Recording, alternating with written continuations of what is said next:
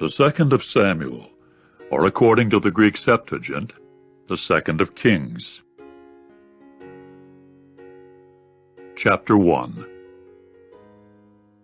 And it came about after Saul's death, and when David himself had returned from striking down the Amalekites, that David continued to dwell at Ziklag 2 days.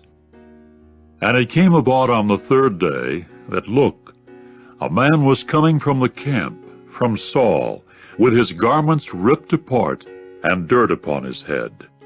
And it came about that when he came to David, he at once fell down to the earth and prostrated himself. And David proceeded to say to him, Where do you come from? At which he said to him, From the camp of Israel I have escaped. And David went on to say to him, How did the matter turn out? Tell me, please. To this he said, The people have fled from the battle, and also many of the people have fallen so that they died, and even Saul and Jonathan his son have died. Then David said to the young man that was telling him, How do you really know that Saul has died, and also Jonathan his son? At this the young man that was telling him said, I unexpectedly chanced to be on Mount Gilboa, and there was Saul supporting himself upon his spear. And look, the charioteers and the mounted men had caught up with him. When he turned back and saw me, then he called me, and I said, Here I am. And he went on to say to me, Who are you? At which I said to him, I am an Amalekite. Then he said, Stand, please, over me, and definitely put me to death, for the cramp has seized me, because all my soul is yet in me. So I stood over him and definitely put him to death, for I knew that he could not live after he had fallen. Then I took the diadem that was upon his head, and the bracelet that was upon his arm, that I might bring them to my Lord here. At this David took hold of his garments and ripped them apart, and so did all the men also that were with him. And they began to wail and weep and fast until the evening over Saul, and over Jonathan his son, and over the people of Jehovah, and over the house of Israel, because they had fallen by the sword. David now said to the young man that was telling him, Where are you from? To which he said, I am the son of an alien resident, an Amalekite. Then David said to him, How was it that you did not fear to thrust your hand out to bring the anointed of Jehovah to ruin? With that David called one of the young men and said, Go near, smite him. Accordingly he struck him down so that he died. David then said to him, The blood guilt for you be upon your own head, because your own mouth has testified against you, saying, I myself definitely put the anointed of Jehovah to death. And David proceeded to chant this dirge over Saul and Jonathan his son, and to say that the sons of Judah should be taught the bow. Look, it is written in the book of Jashar, The beauty, O Israel, is slain upon your high places. How have the mighty men fallen? Do not you people tell it in Gath, do not announce it in the streets of Ashkelon, for fear that the daughters of the Philistines may rejoice, for fear that the daughters of the uncircumcised men may exult. You mountains of Gilboa, let no dew, let no rain be upon you, nor let there be fields of holy contributions, because there the shield of mighty ones was befouled, the shield of Saul, so that there was none anointed with oil. From the blood of the slain, from the fat of mighty ones, The bow of Jonathan did not turn back, and the sword of Saul would not return without success. Saul and Jonathan, the lovable ones and the pleasant ones during their life, and in their death they were not separated. Swifter than the eagles they were, mightier than the lions they were. You daughters of Israel, weep over Saul, who clothed you in scarlet with finery, who put ornaments of gold upon your clothing. How have the mighty ones fallen in the midst of the battle, Jonathan slain upon your high places. I am distressed over you, my brother Jonathan. Very pleasant you were to me. More wonderful was your love to me than the love from women. How have the mighty ones fallen, and the weapons of war perished. Chapter 2. And it came about afterward that David proceeded to inquire of Jehovah, saying, Shall I go up into one of the cities of Judah? At this Jehovah said to him, Go up. And David went on to say, Where shall I go up? Then he said, To Hebron. Accordingly David went up there, and also his 2 wives, Ahinoam the Jezreelitess, and Abigail the wife of Nabal the Carmelite. And the men that were with him David brought up, each with his household, and they took up dwelling in the cities of Hebron territory. Then the men of Judah came and anointed David there as king over the house of Judah. And they came telling David, saying, The men of Jabesh-Gilead were the ones that buried Saul. Hence David sent messengers to the men of Jabesh-Gilead, and said to them, Blessed may you be of Jehovah, because you exercised this loving kindness toward your Lord, toward Saul, in that you buried him. And now may Jehovah exercise toward you loving kindness and trustworthiness, and I too shall exercise to you this goodness, because you have done this thing. And now let your hands strengthen themselves, and prove yourselves valiant men, because your lord Saul is dead, and it is even I whom the house of Judah have anointed as king over them. As for Abner the son of Ner, the chief of the army that had belonged to Saul, he took Ishbosheth, Saul's son, and proceeded to bring him across to Mahanaim, and to make him king over Gilead, and the Asherites, and Jezreel, and over Ephraim, and Benjamin, and over Israel, all of it. 40 years old Ishbosheth, Saul's son, was when he became king over Israel, and for 2 years he ruled as king. Only the house of Judah proved themselves followers of David.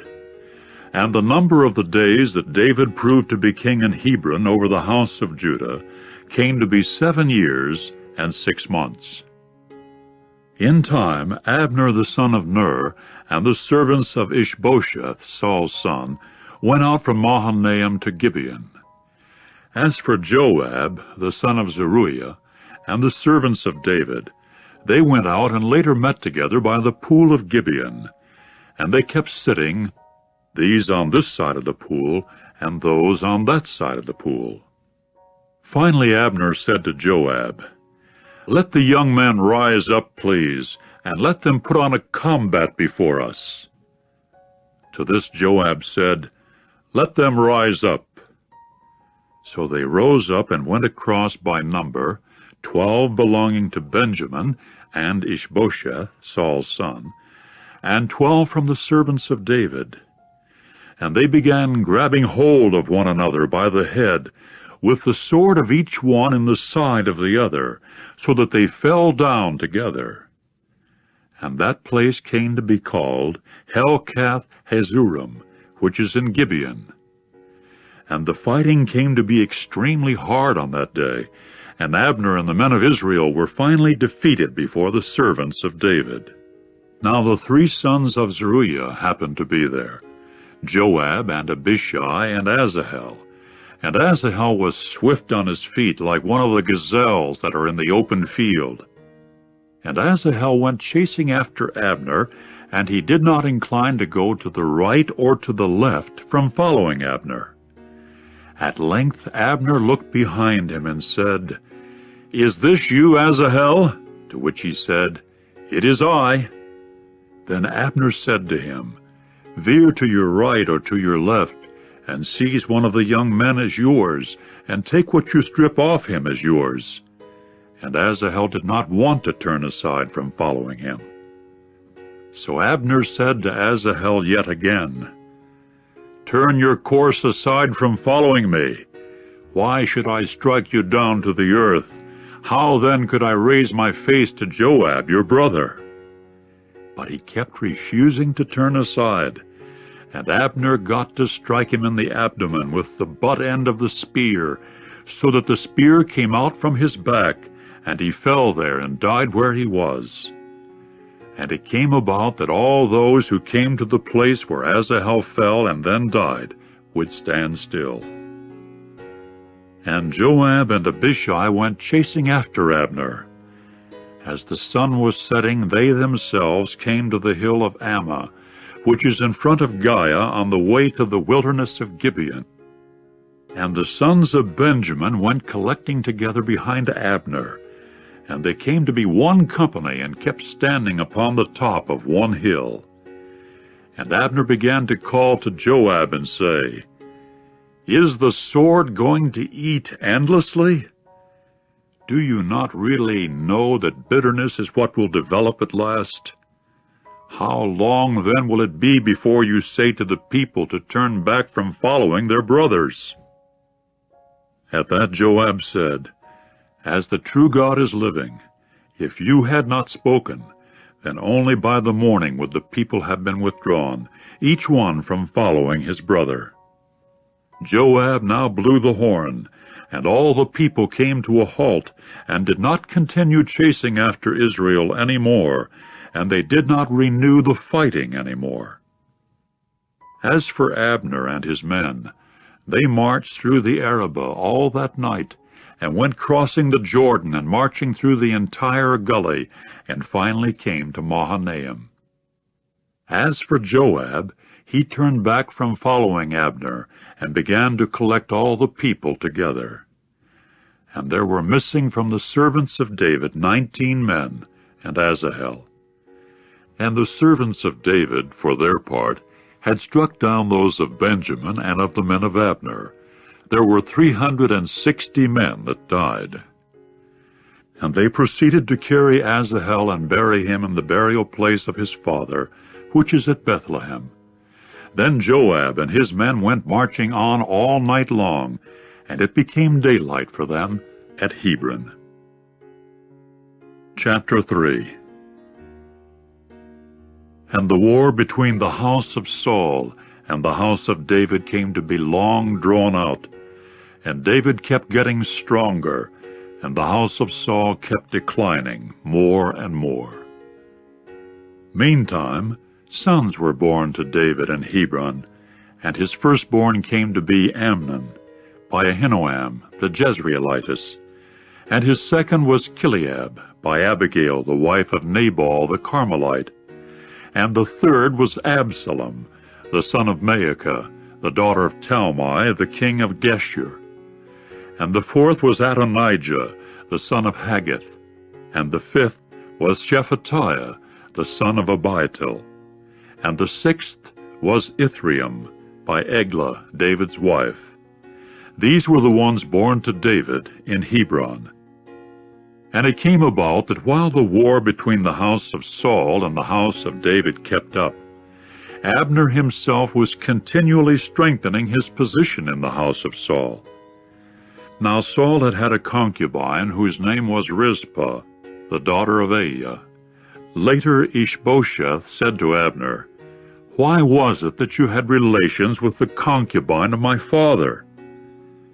And Abner got very angry at the words of Ishbosheth, and went on to say, "Am I a dog's head that belongs to Judah? Today I keep exercising loving kindness toward the house of Saul your father, to his brothers and his personal friends, and I have not let you find yourself in the hand of David, and yet you call me to account for an error concerning a woman today? So may God do to Abner, and so may he add to it, if, just as Jehovah swore to David, that is not the way that I shall do to him, so as to transfer the kingdom from the house of Saul, and to establish the throne of David over Israel, and over Judah from Dan to Beersheba.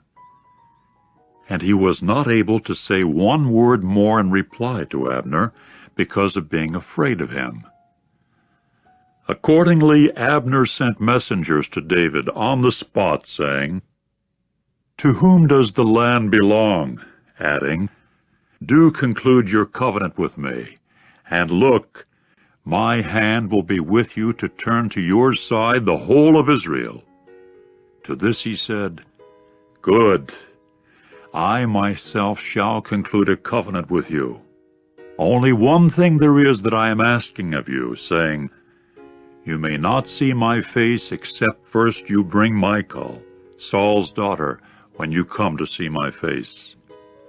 Further, David sent messengers to Ishbosheth, Saul's son, saying, "Do give over my wife Michal, whom I engaged to myself for 100 foreskins of the Philistines." So Ishbosheth sent and took her from her husband Paltiel, the son of Laish. But her husband kept walking with her, weeping as he walked after her as far as Bahurim. Then Abner said to him, "Go, return." At that he returned.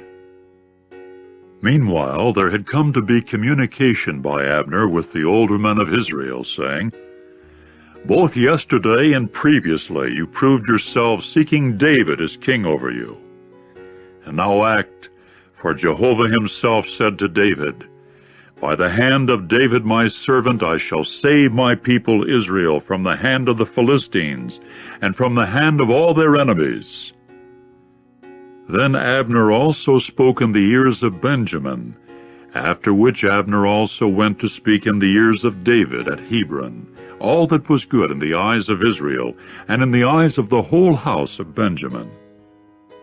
When Abner came to David at Hebron, and with him 20 men, David proceeded to make a feast for Abner, and for the men that were with him.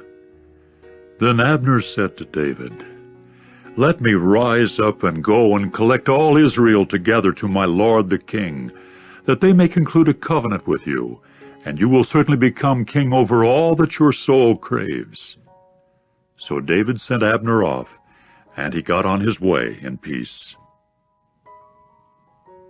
And here David's servants and Joab were coming from a raid, and the spoil that they brought with them was abundant. As for Abner, he was not with David in Hebron, for he had sent him off, and he was on his way in peace. And Joab and all the army that was with him came in, and they now reported to Joab, saying, "Abner the son of Ner came to the king, and he proceeded to send him off, and he is on his way in peace." So Joab went in to the king and said, "What have you done? Look, Abner has come to you. Why was it that you sent him off so that he successfully went away? You well know Abner the son of Ner, that it was to fool you that he came, and to get to know your going out and your coming in, and to get to know everything that you are doing." With that, Joab went out from David and sent messengers after Abner. And they then had him return from the cistern of Sirah, and David himself did not know of it. When Abner returned to Hebron, Joab now led him aside inside the gate to speak with him quietly. However, there he struck him in the abdomen, so that he died because of the blood of Asahel his brother. When David heard of it afterward, he at once said, "I and my kingdom, from the standpoint of Jehovah, are innocent for time indefinite of blood guilt for Abner the son of Ner. May it whirl back upon the head of Joab, and upon the entire house of his father. And let there not be cut off from Joab's house a man with a running discharge, or a leper, or a man taking hold of the twirling spindle, or one falling by the sword, or one in need of bread. As for Joab and Abishai his brother, they killed Abner over the fact that he had put Asahel their brother to death at Gibeon in the battle. Then David said to Joab and all the people that were with him, "Rip your garments apart and tie on sackcloth, and wail before Abner." Even King David was walking behind the couch. And they had the burial of Abner in Hebron, and the king began to raise his voice and weep at Abner's burial place, and all the people gave way to weeping. And the king went on to chant over Abner and say, "As with the death of a senseless person should Abner die. Your hands had not been bound ones, and your feet had not been put into fetters of copper. As one falling before the sons of unrighteousness you have fallen." At that all the people wept over him again. Later all the people came to give David bread for consolation while it was yet that day. But David swore, saying, "So may God do to me, and so may he add to it, if before the sun sets I shall taste bread or anything at all." And all the people themselves took notice, and it was good in their eyes. Like everything that the king did, it was in the eyes of all the people good. And all the people and all Israel got to know on that day that it had not originated with the king to have Abner the son of Ner put to death. And the king went on to say to his servants, "Do you not know that it is a prince and a great man that is fallen this day in Israel? And I today am weak, although anointed as king. And these men, the sons of Zeruiah, are too severe for me. May Jehovah repay the doer of what is bad, according to his own badness." Chapter 4. When the son of Saul heard that Abner had died in Hebron, then his hands became feeble, and all the Israelites themselves were disturbed. And there were 2 men, chiefs of the marauding bands, that happened to belong to the son of Saul, the name of the one being Baanah, and the name of the other being Rechab, the sons of Rimmon, the Beerothite, of the sons of Benjamin. For Beeroth too used to be counted as part of Benjamin. And the Beerothites went running away to Gittim, and they came to be alien residents there down to this day. Now Jonathan, the son of Saul, had a son lame in the feet. 5 years old he happened to be when the report about Saul and Jonathan came from Jezreel, and his nurse began to carry him and flee. But it came about that as she was running in panic to flee, he then had a fall and was lamed, and his name was Mephibosheth. And the sons of Rimmon, the Beerothite, Rechab and Baanah, proceeded to go and come to the house of Ishbosheth about when the day had heated up, as he was taking his noonday siesta. And here they came into the middle of the house as men fetching wheat, and then struck him in the abdomen, and Rechab and Baanah his brother themselves escaped detection. When they went into the house, he was lying upon his couch in his inner bedroom. And then they struck him so that they put him to death, after which they removed his head, and took his head and walked on the road to the Arabah all night long. Eventually they came bringing the head of Ishbosheth to David at Hebron, and said to the king, "Here is the head of Ishbosheth, the son of Saul your enemy, who looked for your soul. But Jehovah gives to my lord the king revenge this day upon Saul and his offspring." However, David answered Rechab and Baanah his brother, the sons of Rimmon, the Beerothite, and said to them, "As Jehovah who redeemed my soul out of all distress is living, when there was one reporting to me, saying, Here Saul is dead." And he himself in his own eyes became like a bringer of good news. I, however, took hold of him and killed him in Ziklag, when it was due for me to give him the messenger's fee. How much more so, when wicked men themselves have killed a righteous man in his own house upon his bed? And now should I not require his blood from your hands, and must I not clear you out of the earth?" With that David commanded the young men, and they killed them, and cut off their hands and their feet, and hanged them by the pool in Hebron. And the head of Ishbosheth they took and then buried in the burial place of Abner in Hebron. Chapter 5. In time all the tribes of Israel came to David at Hebron and said, "Look, we ourselves are your bone and your flesh. Both yesterday and previously, while Saul happened to be king over us, you yourself became the one leading Israel out and bringing it in. And Jehovah proceeded to say to you, 'You yourself will shepherd my people Israel, and you yourself will become leader over Israel.' So all the older men of Israel came to the king at Hebron, and King David concluded a covenant with them in Hebron before Jehovah, after which they anointed David as king over Israel. 30 years old was David when he became king. For 40 years he ruled as king. In Hebron he ruled as king over Judah for 7 years and 6 months, and in Jerusalem he ruled as king for 33 years over all Israel and Judah.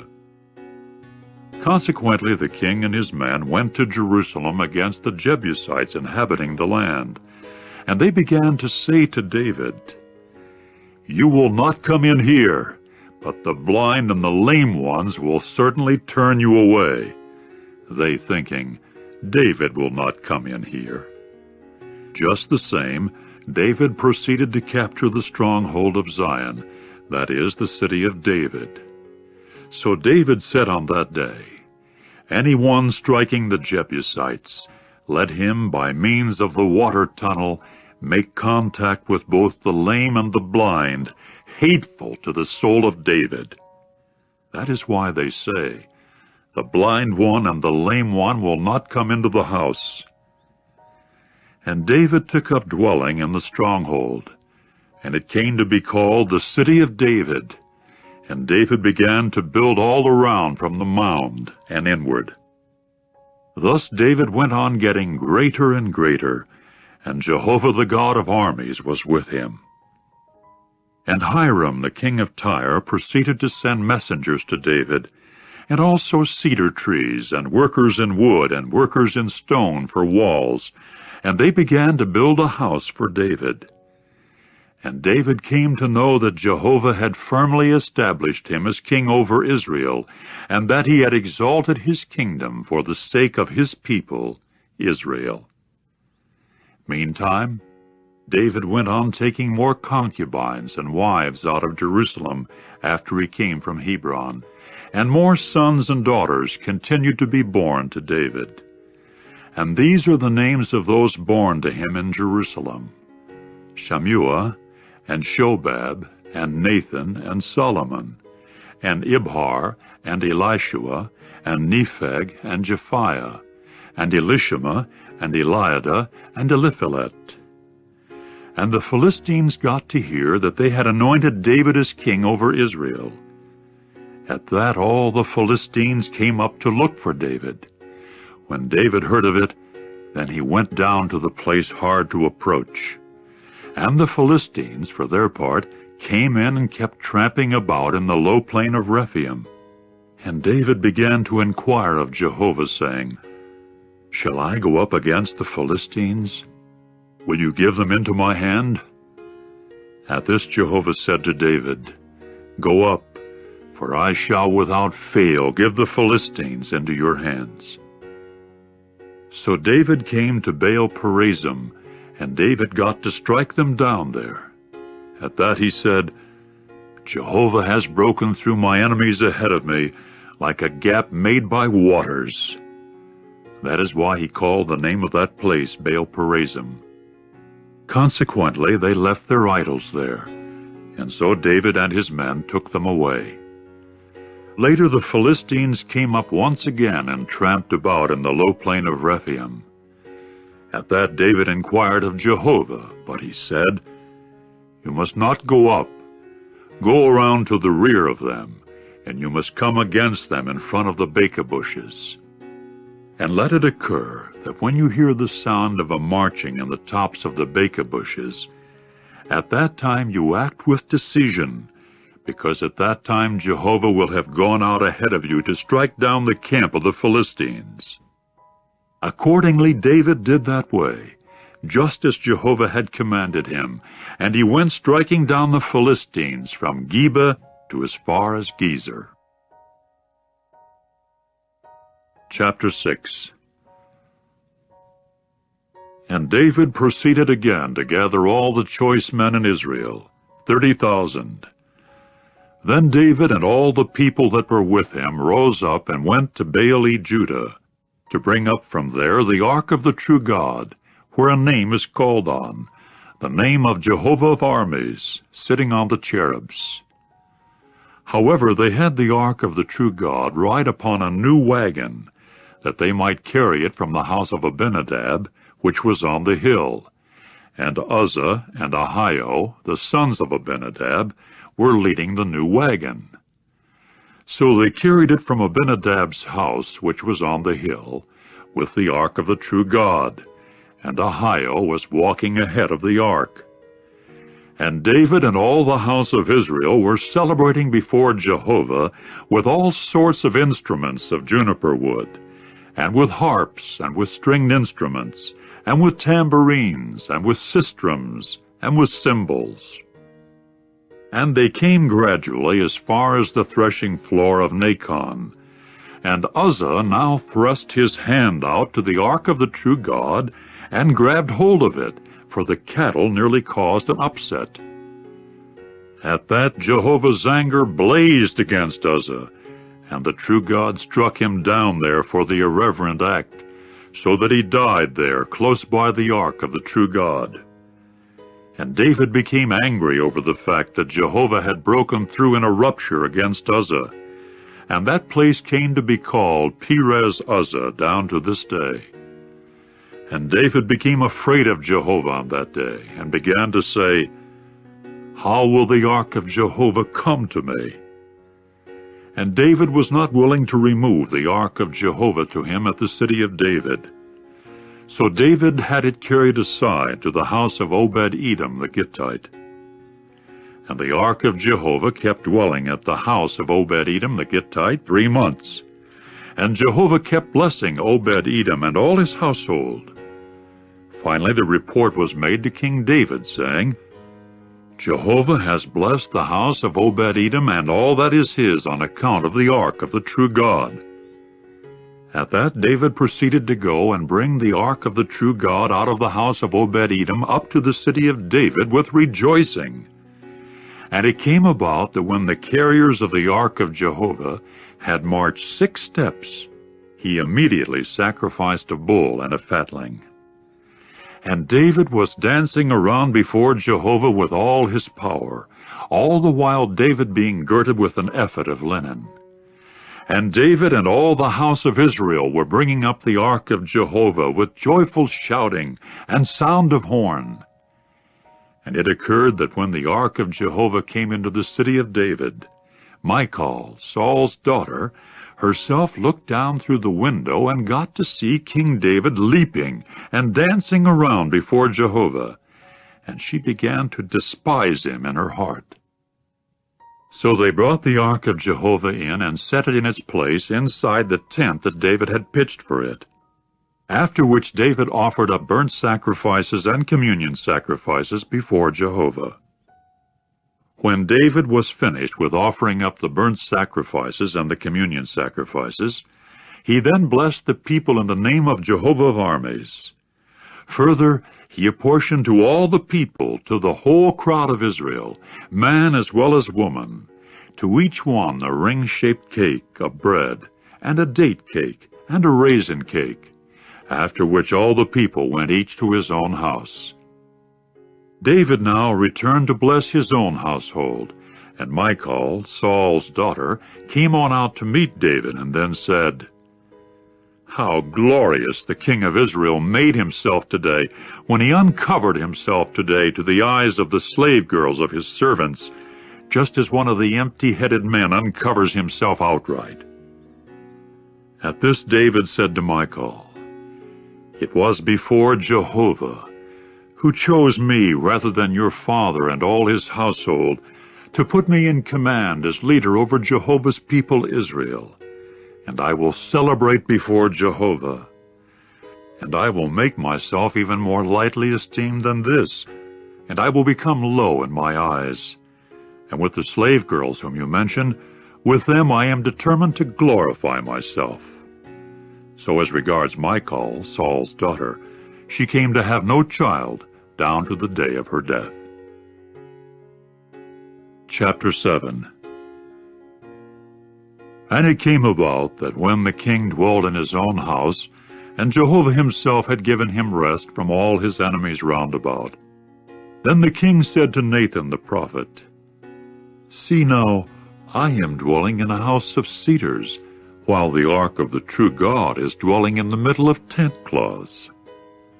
Upon that Nathan said to the king, "Everything that is in your heart, go do, because Jehovah is with you." And it came about on that night that the word of Jehovah came to Nathan, saying, "Go, and you must say to my servant David, This is what Jehovah has said. Should you yourself build me a house for me to dwell in? For I have not dwelt in a house from the day of my bringing the sons of Israel up out of Egypt to this day, but I was continually walking about in a tent and in a tabernacle. During all the time that I have walked about among all the sons of Israel, was there a word that I spoke with one of the tribes of Israel that I commanded to shepherd my people Israel, saying, Why did you people not build me a house of cedars? And now this is what you will say to my servant David. This is what Jehovah of armies has said. I myself took you from the pasture ground, from following the flock, to become a leader over my people Israel.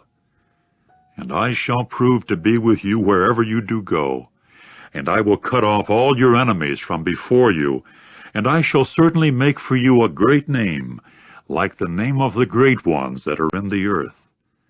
And I shall certainly appoint a place for my people Israel, and plant them, and they will indeed reside where they are, and no more will they be disturbed. And the sons of unrighteousness will not afflict them again as they did at the first, even from the day that I put judges in command over my people Israel. And I will give you rest from all your enemies. And Jehovah has told you that a house is what Jehovah will make for you.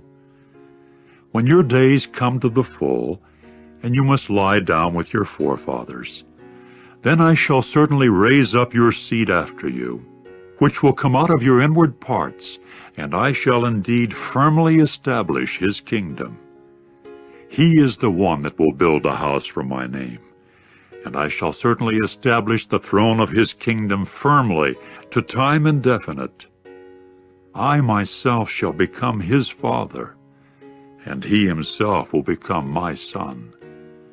When he does wrong, I will also reprove him with the rod of men and with the strokes of the sons of Adam. As for my loving kindness, it will not depart from him the way I removed it from Saul, whom I removed on account of you. And your house and your kingdom will certainly be steadfast to time indefinite before you. Your very throne will become one firmly established to time indefinite. According to all these words and according to all this vision was the way that Nathan spoke to David. At that King David came in and sat down before Jehovah and said, Who am I, O sovereign Lord Jehovah? And what is my house that you have brought me thus far?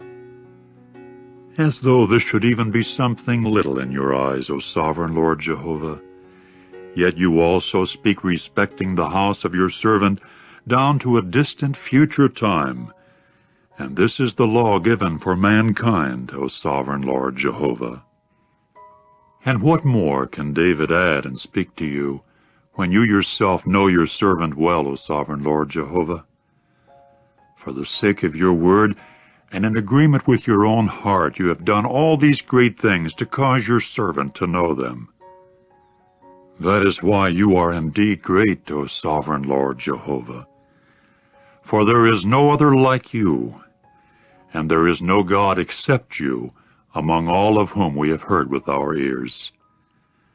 And what one nation in the earth is like your people Israel, whom God went to redeem to himself as a people, and to assign himself a name, and to do for them great and fear-inspiring things, to drive out because of your people, whom you have redeemed to yourself from Egypt, the nations and their gods. And you proceeded to establish your people Israel firmly for yourself, as your people to time indefinite. And you yourself, O Jehovah, have become their God. And now, Jehovah God, the word that you have spoken concerning your servant, and concerning his house, carry out to time indefinite, and do just as you have spoken. And let your own name become great to time indefinite, saying, Jehovah of armies is God over Israel. And let the very house of your servant David become firmly established before you. For you, Jehovah of armies, the God of Israel, have made a revelation to your servant's ear, saying, A house I shall build for you. That is why your servant has taken heart to pray to you with this prayer. And now, O sovereign Lord Jehovah, you are the true God. And as for your words, let them prove to be truth, since you promised to your servant this goodness. And now take it upon yourself, and bless the house of your servant, for it to continue to time indefinite before you. For you yourself, O sovereign Lord Jehovah, have promised. And due to your blessing, let the house of your servant be blessed to time indefinite. Chapter 8. And it came about afterward that David proceeded to strike the Philistines down and subdue them. And David got to take Metheg-Ammah out of the hand of the Philistines. And he went on to strike down the Moabites, and measure them with a line, making them lie down on the earth, that he might measure 2 lines to put them to death, and a full line to preserve them alive. And the Moabites came to be David's servants to carry tribute. And David went on to strike down Hadadezer, the son of Rehob, the king of Zobah, as he was going his way to put his control back again at the river Euphrates. And David got to capture from him 1,700 horsemen and 20,000 men on foot. And David proceeded to hamstring all the chariot horses, but he let 100 chariot horses of them remain. When Syria of Damascus came to help Hadadezer, the king of Zobah, David then struck down among the Syrians 22,000 men. Further, David put garrisons in Syria of Damascus, and the Syrians came to be David's servants to carry tribute. And Jehovah continued to save David wherever he went. Moreover, David took the circular shields of gold that happened to be on the servants of Hadadezer, and brought them to Jerusalem. And from Betah and Berothai, cities of Hadadezer, King David took copper in very great quantity. Now Toi, the king of Hamath, got to hear that David had struck down all the military force of Hadadezer. So Toi sent Joram his son to King David, to ask him about his welfare, and congratulate him over the fact that he had fought against Hadadezer, so that he struck him down, for Hadadezer had become trained in warfare against Toi. And in his hand there proved to be articles of silver, and articles of gold, and articles of copper. These also King David sanctified to Jehovah, together with the silver and the gold that he had sanctified from all the nations that he had subdued, from Syria and from Moab and from the sons of Ammon, and from the Philistines and from Amalek, and from the spoil of Hadadezer the son of Rehob, the king of Zobah. And David proceeded to make a name when he came back from striking down the Edomites in the valley of Salt, 18,000. And he kept garrisons placed in Edom. In all Edom he placed garrisons, and all the Edomites came to be servants of David, and Jehovah kept saving David wherever he went. And David kept reigning over all Israel, and David was continually rendering judicial decision and righteousness for all his people. And Joab the son of Zeruiah was over the army, and Jehoshaphat the son of Ahilud was recorder, and Zadok the son of Ahitub and Ahimelech the son of Abiathar were priests, and Sariah was secretary. And Benaiah the son of Jehoiada was over the Kerethites and the Pelethites. As for the sons of David, they became priests. Chapter 9. And David proceeded to say, Is there yet any one that is left over of the house of Saul, that I may exercise loving kindness toward him for the sake of Jonathan? Now the house of Saul had a servant whose name was Ziba. So they called him to David, and the king then said to him, Are you Ziba? To which he said, I am your servant. And the king went on to say, Is there nobody of the house of Saul any more, that I may exercise toward him the loving kindness of God? At this Ziba said to the king, There is yet a son of Jonathan, lame in the feet. Then the king said to him, Where is he? So Ziba said to the king, Look, he is in the house of Machir, the son of Ammiel, at Lodebar. Immediately King David sent, and took him from the house of Machir, the son of Ammiel, at Lodebar. When Mephibosheth, the son of Jonathan, the son of Saul, came in to David, he at once fell upon his face and prostrated himself. Then David said, Mephibosheth. To which he said, Here is your servant.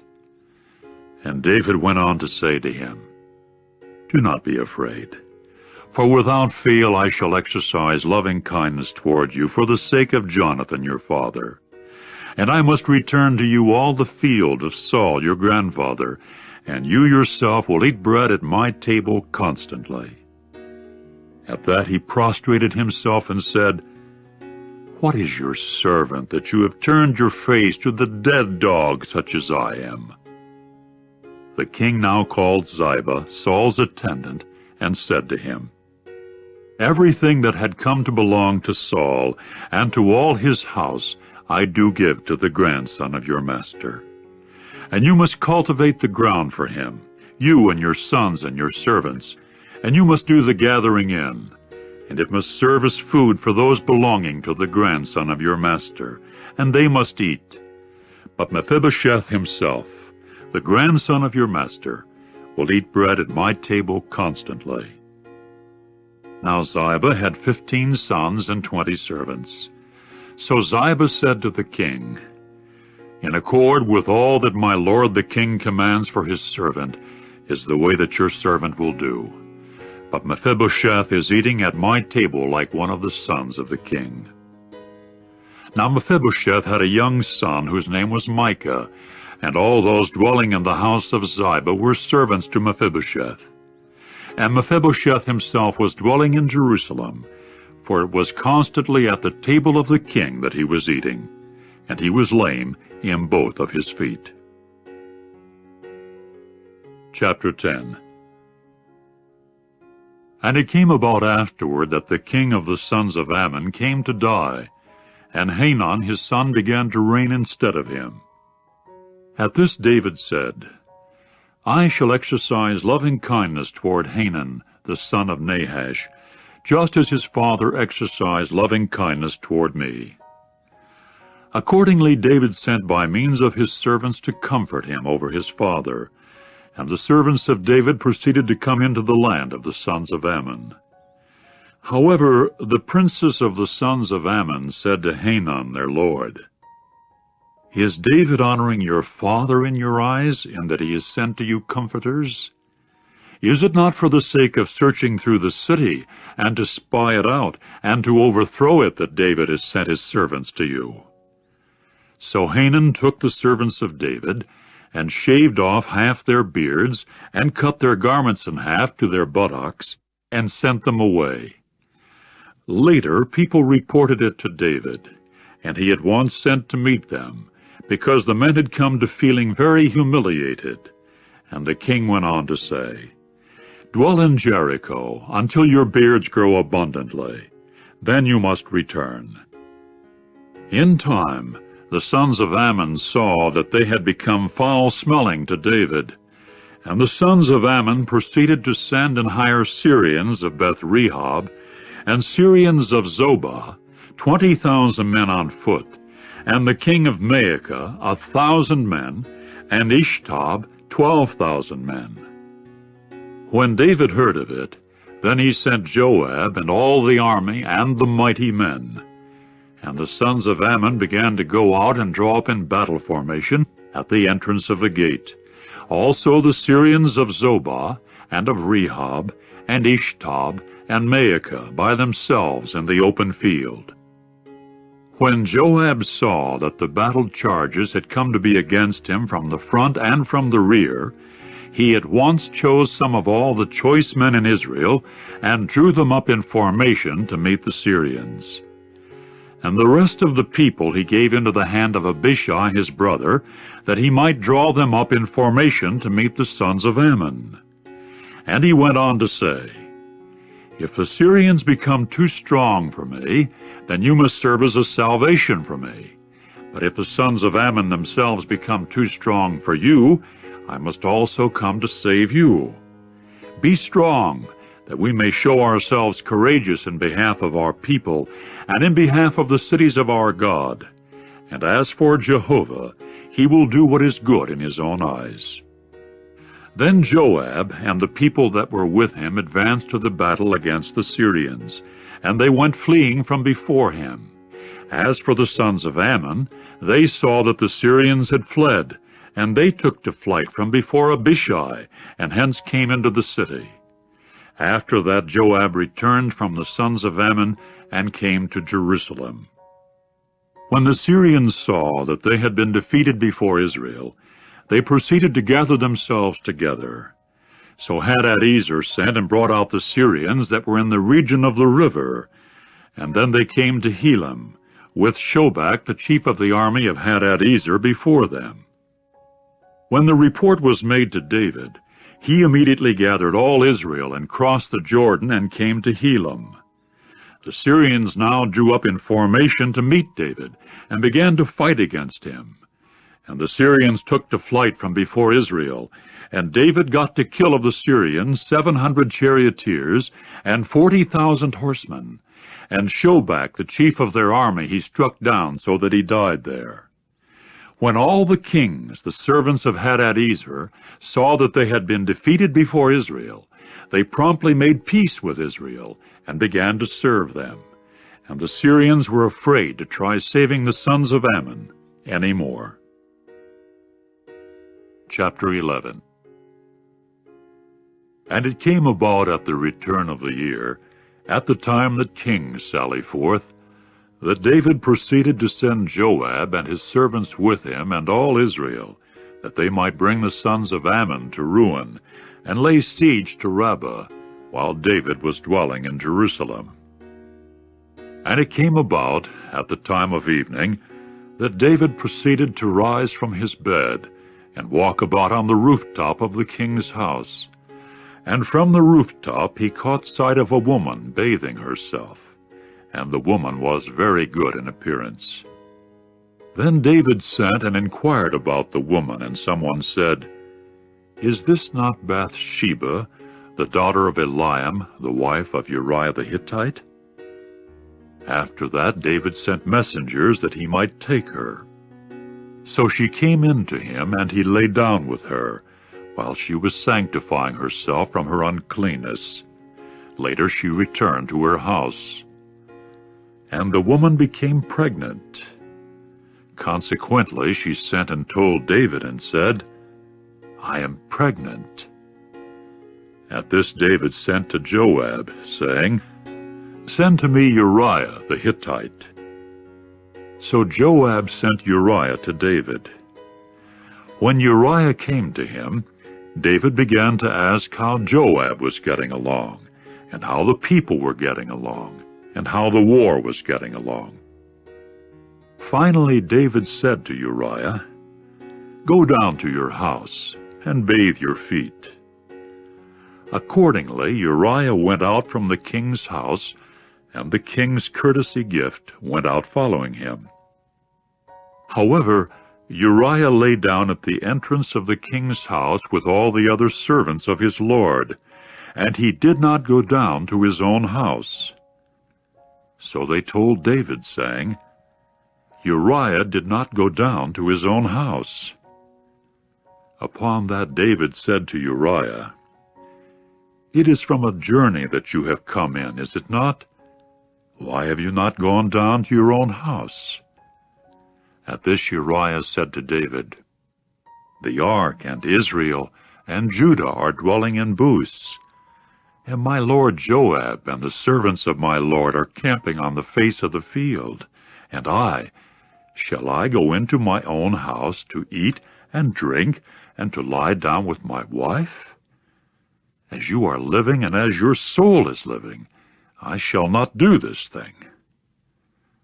Then David said to Uriah, "Dwell here also today, and tomorrow I shall send you away." Therefore Uriah kept dwelling in Jerusalem on that day and the day following. Further, David called him that he might eat before him and drink. So he got him drunk. Nevertheless, he went out in the evening to lie down on his bed with the servants of his lord, and to his own house he did not go down. And it came about in the morning that David proceeded to write a letter to Joab, and send it by the hand of Uriah. So he wrote him the letter, saying, "Put Uriah in front of the heaviest battle charges, and you men must retreat from behind him, and he must be struck down and die." And it came about that while Joab was keeping guard over the city, he kept Uriah put in the place where he knew that there were valiant men. When the men of the city came on out and went fighting against Joab, then some of the people, the servants of David, fell, and Uriah the Hittite also died. Joab now sent that he might report to David all the matters of the war.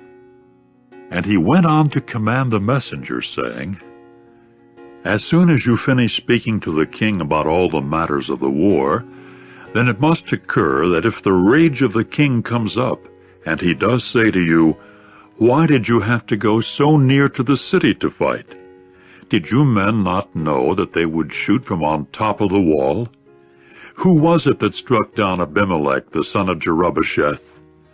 Was it not a woman that pitched an upper millstone upon him from on top of the wall, so that he died at Thebez? Why did you men have to go so close to the wall? You must also say, Your servant Uriah the Hittite died too.'" So the messenger went and came and told David all about which Joab had sent him. And the messenger went on to say to David, "The men proved superior to us, so that they came out against us into the field, but we kept pressing them right up to the entrance of the gate. And the shooters kept shooting at your servants from on top of the wall, so that some of the servants of the king died. And your servant Uriah the Hittite also died." At that David said to the messenger, "This is what you will say to Joab. Do not let this matter appear bad in your eyes, For the sword eats up one as well as another. Intensify your battle against the city and throw it down, and encourage him." And the wife of Uriah got to hear that Uriah her husband had died, and she began to wail over her owner. When the mourning period was past, David immediately sent and took her home to his house, and she came to be his wife. In time she bore to him a son, but the thing that David had done appeared bad in the eyes of Jehovah. Chapter 12.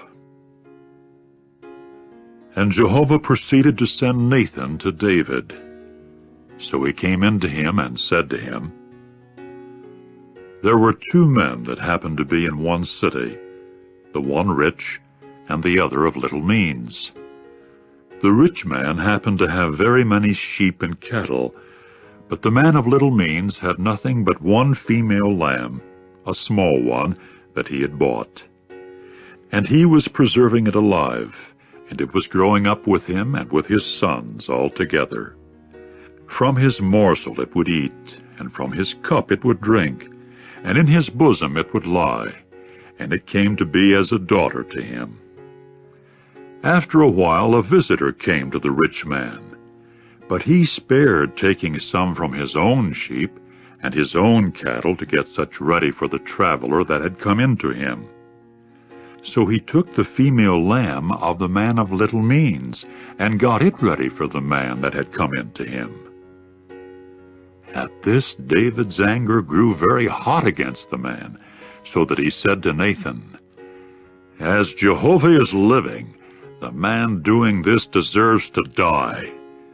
And for the female lamb he should make compensation with 4, as a consequence of the fact that he has done this thing, and because he did not have compassion."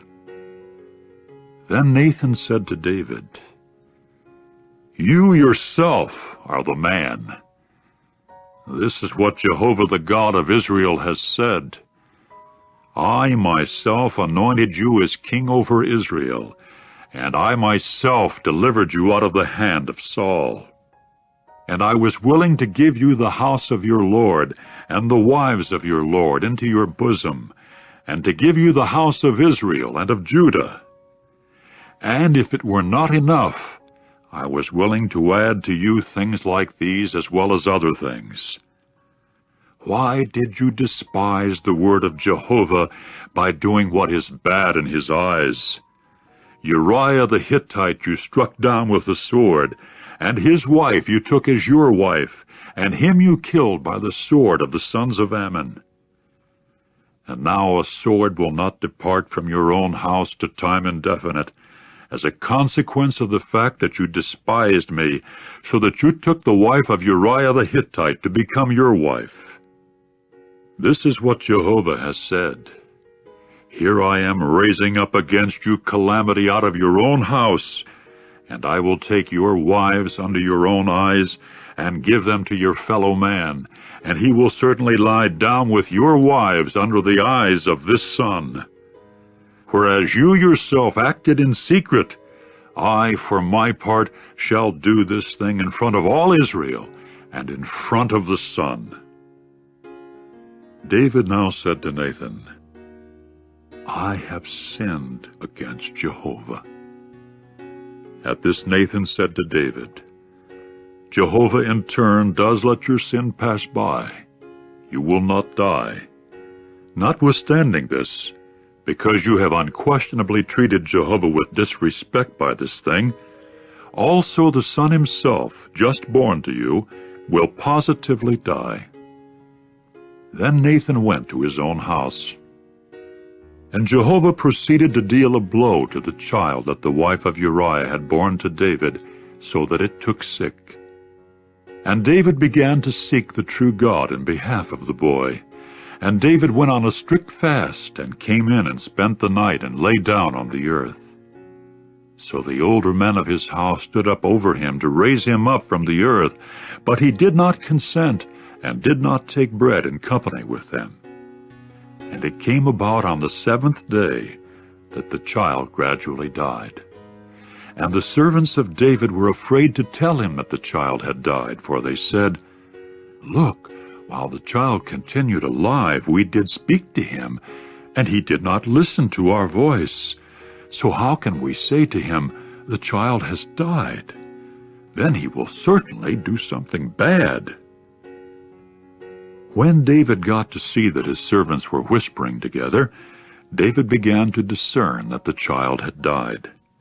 So David said to his servants, "Has the child died?" To this they said, "He has died." Then David got up from the earth, and washed and rubbed himself with oil, and changed his mantles, and came to the house of Jehovah, and prostrated himself. After which he came into his own house, and asked, and they promptly set bread before him, and he began to eat. Consequently his servants said to him, "What does this thing mean that you have done?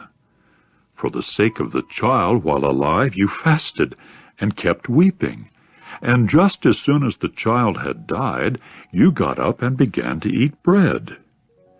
To this he said, "While the child was yet alive I did fast, and I kept weeping, because I said to myself, 'Who is there knowing whether Jehovah may show me favor, and the child will certainly live?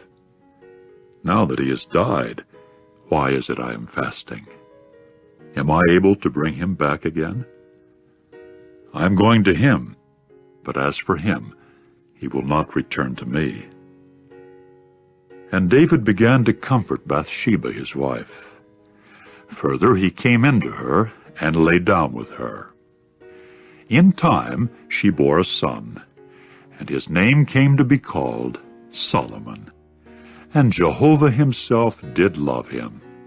So he sent by means of Nathan the prophet, and called his name Jedediah, for the sake of Jehovah. And Joab continued to fight against Rabbah of the sons of Ammon, and got to capture the city of the kingdom. So Joab sent messengers to David, and said, "I have fought against Rabbah. I have also captured the city of waters. And now gather the rest of the people, and encamp against the city, and capture it, that I myself may not be the one to capture the city, and my name should not have to be called upon it." Accordingly David gathered all the people, and went to Rabbah, and fought against it, and captured it. And he got to take the crown of Malcolm off its head, the weight of which was a talent of gold, along with precious stones. And it came to be upon David's head. And the spoil of the city that he brought out was very much. And the people that were in it he brought out, that he might put them at sawing stones, and at sharp instruments of iron, and at axes of iron, and he made them serve at brickmaking. And that was the way he proceeded to do to all the cities of the sons of Ammon.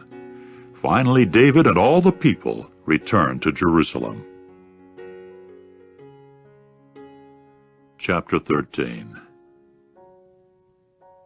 And it came about after such things that Absalom the son of David had a beautiful sister whose name was Tamar, and Amnon the son of David fell in love with her. And it was so distressing to Amnon that he felt sick on account of Tamar his sister, because she was a virgin, and it was difficult in the eyes of Amnon to do anything at all to her.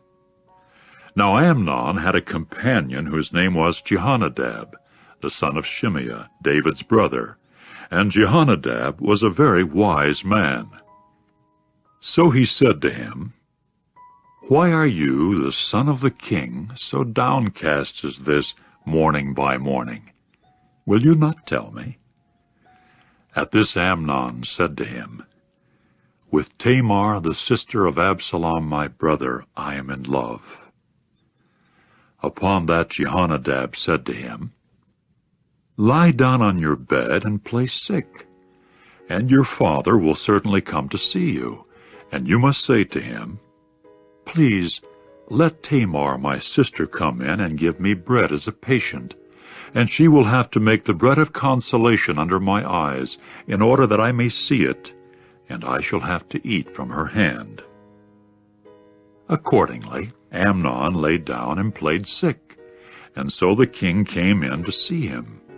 Then Amnon said to the king, "Please, let Tamar my sister come in and bake 2 heart-shaped cakes under my eyes, that I may take bread as a patient from her hand."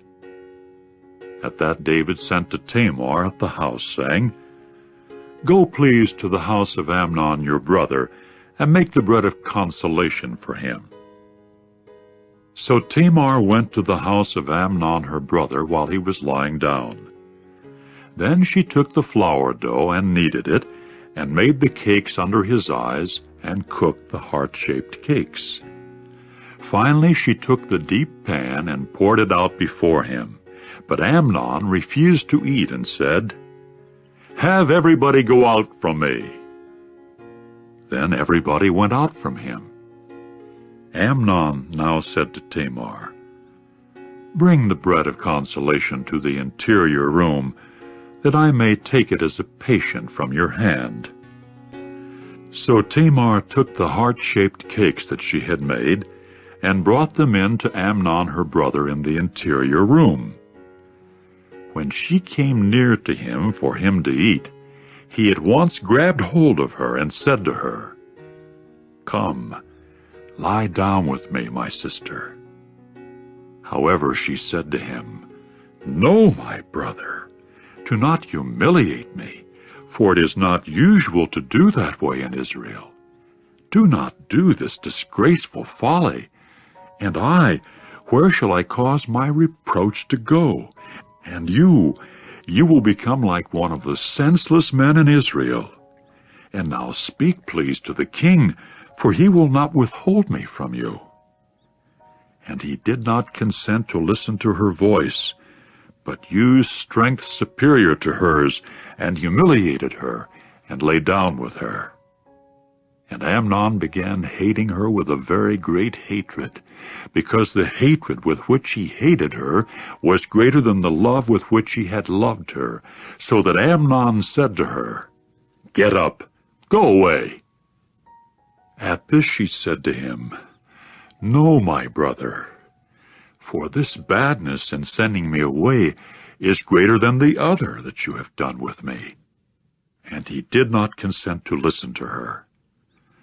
With that he called his attendant who waited upon him and said, "Send this person away from me, please, to the outside, and lock the door behind her." Now upon her there was a striped robe, for that was the way the daughters of the king, the virgins, used to dress, with sleeveless coats. So his waiter proceeded to lead her clear outside, and he locked the door behind her. Then Tamar placed ashes upon her head, and the striped robe that was upon her she ripped apart, and she kept her hands put upon her head, and went walking away, crying out as she walked. At this Absalom her brother said to her, "Was it Amnon your brother that happened to be with you? And now, my sister, keep silent. He is your brother. Do not set your heart on this matter." And Tamar began to dwell, while being kept from association with others, at the house of Absalom her brother. And King David himself heard about all these things, and he became very angry. And Absalom did not speak with Amnon either bad or good, for Absalom hated Amnon over the fact that he had humiliated Tamar his sister. And it turned out after 2 full years that Absalom came to have sheep shears at Baal-Hazor, which is close by Ephraim, and Absalom proceeded to invite all the sons of the king. So Absalom came in to the king and said, "Here now, your servant has sheep shears. Let the king go, please, and also his servants with your servant." But the king said to Absalom, "No, my son, do not let all of us go, please, that we may not be a burden upon you." Although he kept urging him, he did not consent to go, but blessed him. Finally Absalom said, "If not you, Let Amnon, my brother, go with us, please." At this the king said to him, "Why should he go with you?" And Absalom began to urge him, so that he sent Amnon and all the sons of the king with him. Then Absalom commanded his attendants, saying, "See, please, that just as soon as Amnon's heart is in a merry mood with wine, and I shall certainly say to you, 'Strike down Amnon,' you must then put him to death. Do not be afraid. Have not I myself commanded you? Be strong and prove yourselves to be valiant men." And Absalom's attendants proceeded to do to Amnon just as Absalom had commanded. And all the other sons of the king began to rise up and mount each one his mule and take to flight. And it came about that while they were on the way, the report itself came to David, saying, "Absalom has struck down all the sons of the king, and not one of them has been left over."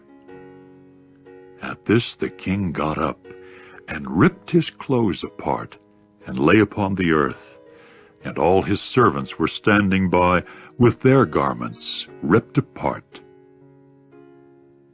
However, Jehonadab, the son of Shimeah, David's brother, answered and said, "Do not let my lord think that it is all the young men, the sons of the king, that they have put to death.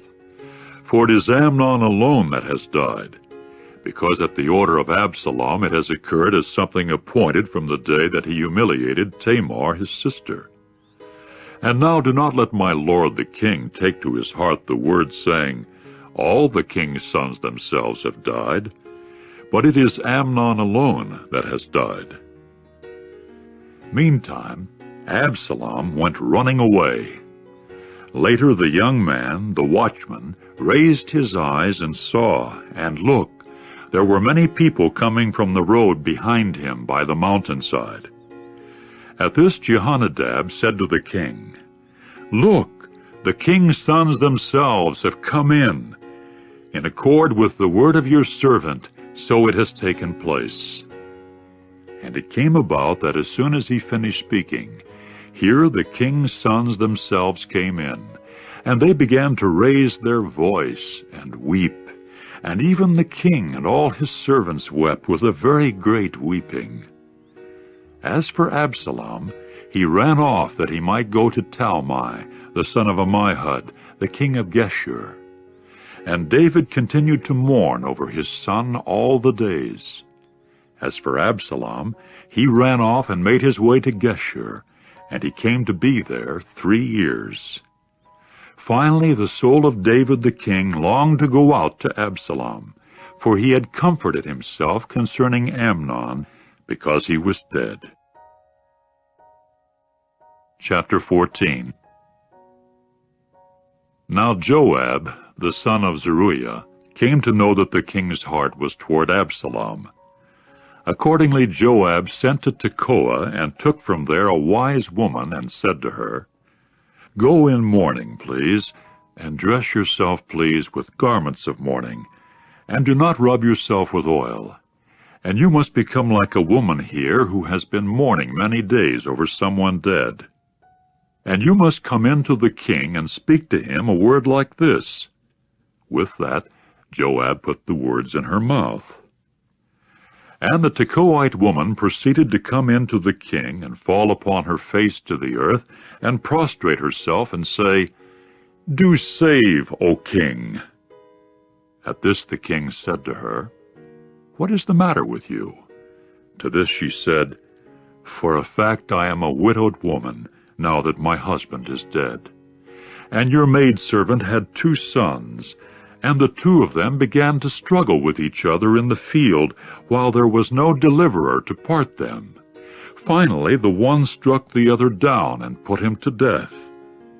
And here all the family have risen up against your maidservant, and keep saying, 'Give over the striker of his brother, that we may put him to death for the soul of his brother whom he killed, and let us even annihilate the heir.' And they will certainly extinguish the glow of my charcoals that has remained, so as to assign to my husband neither a name nor a remnant on the surface of the ground." Then the king said to the woman, "Go to your house, and I myself shall give command regarding you." At this the Tekoite woman said to the king, "Upon me, O my lord the king, be the error, and also upon the house of my father, while the king and his throne are innocent." And the king went on to say, "If there is anyone speaking to you, you must also bring him to me, and he will never hurt you again."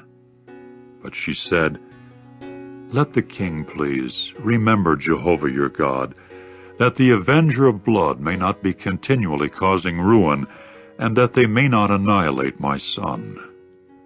To this he said, "As Jehovah is living, not a single hair of your son will fall to the earth." The woman now said, "Let your maidservant please speak a word to my lord the king." So he said, "Speak." And the woman went on to say, "Why then have you reasoned like this against the people of God? As the king is speaking this word, he is like one that is guilty, in that the king does not bring back his own banished one. For we shall die without fail, and be like waters that are being poured down to the earth, which cannot be gathered. But God will not take away a soul, and he has thought out reasons why the one banished should not be banished from him. And now that I have come in to speak this word to the king my lord, it is because the people made me afraid. So your maidservant said, 'Let me speak, please, to the king. Perhaps the king will act on the word of his slave girl.' Because the king proceeded to listen, so as to deliver his slave girl out of the palm of the man seeking to annihilate me and my lone son from the inheritance given by God, then your maidservant said, 'Let the word of my lord the king serve, please, to give rest. For just like an angel of the true God is the way my lord the king is, to distinguish what is good and what is bad. And may Jehovah your God himself prove to be with you.' The king now answered and said to the woman, 'Do not please hide from me a thing about which I am asking you.' To this the woman said, 'Let my lord the king speak, please.' And the king went on to say, 'Is the hand of Joab with you in all this?' Then the woman answered and said, 'As your soul is living, O my lord the king, no man can go to the right or go to the left from all that my lord the king has spoken. For it was your servant Joab that commanded me, and he it was that put in the mouth of your maidservant all these words. For the sake of altering the face of the matter, your servant Joab has done this thing. But my lord is wise as with the wisdom of the angel of the true God, so as to know all that is in the earth.' Subsequently the king said to Joab, 'Here now, I shall certainly do this thing. So go, bring the young man Absalom back.' At this Joab fell upon his face to the earth and prostrated himself and blessed the king. And Joab went on to say, 'Today your servant does know that I have found favor in your eyes, O my lord the king, because the king has acted on the word of his servant.' With that, Joab rose up and went to Geshur and brought Absalom to Jerusalem. However, the king said, 'Let him turn toward his own house, but my face he may not see.' So Absalom turned toward his own house, and the face of the king he did not see. Now compared with Absalom, there proved to be no man so beautiful in all Israel as to be praised so much. From the sole of his foot to the crown of his head, there proved to be no defect in him. And when he shaved his head, and it occurred at the end of every year that he would shave it, because it was so heavy upon him he shaved it, he weighed the hair of his head, 200 shekels by the royal stone weight. And there came to be born to Absalom 3 sons and 1 daughter, whose name was Tamar. She proved to be a woman most beautiful in appearance. And Absalom continued dwelling in Jerusalem for 2 full years, and the face of the king he did not see. So Absalom sent for Joab to send him to the king, and he did not consent to come to him. Then he sent again, a 2nd time, and he did not consent to come. Finally he said to his servants, "See Joab's tract of land beside mine, and there he has barley. Go and set it ablaze with fire." Accordingly the servants of Absalom set the tract of land ablaze with fire. At this Joab rose up and came to Absalom at the house and said to him, "Why did your servants set the tract of land that is mine ablaze with fire?" So Absalom said to Joab, "Look, I sent to you, saying, 'Come here and let me send you to the king,' saying, 'Why have I come from Geshur? It would be better for me that I should still be there. And now let me see the face of the king, and if there is any error in me, he must then put me to death.'" Subsequently, Joab came in to the king and told him. Then he called Absalom, who now came in to the king, and prostrated himself to him, falling upon his face to the earth before the king. After which the king kissed Absalom. Chapter 15. And it came about following such things that Absalom proceeded to have a chariot made for himself, with horses and with 50 men running before him. And Absalom rose up early and stood at the side of the road to the gate. And it came about, when any man happened to have a legal case to come to the king for judgment, then Absalom would call him and say, "From what city are you?" And he would say, "From one of the tribes of Israel your servant is." And Absalom would say to him, "See, your matters are good and straight, but there is no one from the king giving you a hearing." And Absalom would go on to say, "Oh, that I were appointed judge in the land, that to me every man might come that happens to have a legal case or judgment. Then I should certainly do justice to him." It also occurred that when a man drew near to bow down to him, he thrust his hand out and grabbed hold of him and kissed him. And Absalom kept doing a thing like this to all Israelites that would come in for judgment to the king. And Absalom kept stealing the hearts of the men of Israel. And it came about at the end of 40 years that Absalom proceeded to say to the king, "Let me go, please, and pay in Hebron my vow that I solemnly made to Jehovah. For your servant made a solemn vow when I was dwelling in Geshur in Syria, saying, 'If Jehovah will without fail bring me back to Jerusalem, I must also render service to Jehovah.' So the king said to him, 'Go in peace.' With that he rose up and went to Hebron. Absalom now sent spies through all the tribes of Israel, saying, 'As soon as you hear the sound of the horn, you must also say, Absalom has become king in Hebron.' Now there had gone with Absalom 200 men from Jerusalem, being called and going unsuspectingly, and they did not know a single thing. Further, when he offered the sacrifices, Absalom sent for Ahithophel, the Gilonite, David's counselor, from his city Gilo. And the conspiracy kept getting stronger, and the people were continually growing in number with Absalom. In time, an informer came to David, saying, 'The heart of the men of Israel has come to be behind Absalom.'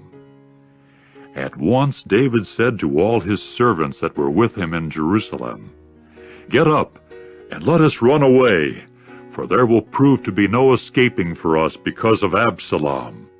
Go hurriedly, for fear he may hurry up and actually catch up with us, and bring down upon us what is bad, and strike the city with the edge of the sword." At this the king's servants said to the king, "According to all that my lord the king may choose, here are your servants." So the king went out with all his household at his feet, and the king left 10 women, concubines, to take care of the house. And the king continued on his way out with all the people at his feet, and they came to a stop at Beth-merach. And all his servants were crossing at his side, and all the Kerethites, and all the Pelethites, and all the Gittites, 600 men that had followed him from Gath, were crossing before the king's face. Then the king said to Ittai the Gittite, "Why should you yourself also go with us? Go back and dwell with the king, for you are a foreigner, and besides, you are an exile from your place. Yesterday was when you came, and today shall I make you wander with us, to go when I am going, wherever I am going? Go back and take your brothers back with you, and may Jehovah exercise toward you loving kindness and trustworthiness." But Ittai answered the king and said, "As Jehovah is living, and as my lord the king is living, in the place where my lord the king may come to be, whether for death or for life, there is where your servant will come to be." At that David said to Ittai, "Go and cross over." So Ittai the Gittite crossed over, and also all his men and all the little ones that were with him. And all the people of the land were weeping with a loud voice, and all the people were crossing over, and the king was standing by the torrent valley of Kidron, and all the people were crossing over upon the open road to the wilderness. And here also there were Zadok, and with him all the Levites, carrying the ark of the covenant of the true God. And they proceeded to set the ark of the true God down by Abiathar, until all the people completed crossing over from the city. But the king said to Zadok, "Take the ark of the true God back to the city. If I shall find favor in the eyes of Jehovah, he will also certainly bring me back and let me see it and its abiding place. But if this is what he should say, I have found no delight in you. Here I am. Let him do to me just as it is good in his eyes." And the king went on to say to Zadok the priest, "You are a seer, are you? Do return to the city in peace, and also Ahimaaz your son, and Jonathan the son of Abiathar, the 2 sons of you men with you. See, I am lingering by the fords of the wilderness until word comes from you men to inform me." Accordingly, Zadok and Abiathar took the ark of the true God back to Jerusalem, and they continued to dwell there.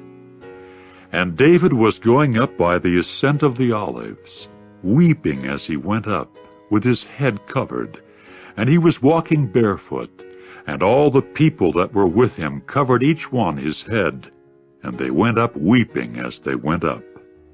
And to David the report was made, saying, "Ahithophel himself is among those conspiring with Absalom." At this David said, "Turn, please, the counsel of Ahithophel into foolishness, O Jehovah." And it came about that when David himself came to the summit where people used to bow down to God, here to meet him was Hushai the Archite, with his robe ripped apart and dirt upon his head. However, David said to him, "If you actually went across with me, you would then certainly become a load upon me. But if you return to the city and you actually say to Absalom, 'I am your servant, O king. I used to prove myself the servant of your father, even I at that time, but now even I am your servant,' you must then frustrate the counsel of Ahithophel for me. Are not Zadok and Abiathar the priests there with you? And it must occur that everything that you may hear from the house of the king you should tell to Zadok and Abiathar the priests. Look, there with them are their 2 sons, Ahimaaz belonging to Zadok, and Jonathan belonging to Abiathar, and by means of them you men must send to me everything that you may hear. So Hushai, David's companion, came into the city. As for Absalom, he proceeded to come into Jerusalem. Chapter 16. When David himself had crossed over a little beyond the summit, there was Ziba, the attendant of Mephibosheth, to meet him with a couple of asses saddled, and upon them 200 loaves of bread, and 100 cakes of raisins, and 100 loads of summer fruit, and a large jar of wine. Then the king said to Ziba, "What do these things mean on your part?" To this Ziba said, "The asses are for the household of the king to ride, and the bread and the load of summer fruit are for the young men to eat, and the wine is for the one tired out in the wilderness to drink." The king now said, "And where is the son of your master?" At this Ziba said to the king, "There he is, dwelling in Jerusalem, for he said, 'Today the house of Israel will give back to me the royal rule of my father.'" The king then said to Ziba, "Look, yours is everything that belongs to Mephibosheth." Upon that Ziba said, "I do bow down. Let me find favor in your eyes, my lord the king." And King David came as far as Bahurim, and look, coming out from there was a man of the family of Saul's house, and his name was Shimei, the son of Gera, coming out and calling down evil as he came out. And he began throwing stones at David, and at all the servants of King David, and all the people and all the mighty men were at his right and at his left. And this is what Shimei said as he called down evil: "Get out! Get out, you blood-guilty man and good-for-nothing man! Jehovah has brought back upon you all the blood guilt for the house of Saul, in place of whom you have ruled as king. And Jehovah gives the kingship into the hand of Absalom, your son. And here you are in your calamity, because you are a blood-guilty man." Finally Abishai, the son of Zeruiah, said to the king, "Why should this dead dog call down evil upon my lord the king? Let me go over, please, and take off his head." But the king said, "What do I have to do with you men, you sons of Zeruiah? Thus let him call down evil, because Jehovah himself has said to him, 'Call down evil upon David.'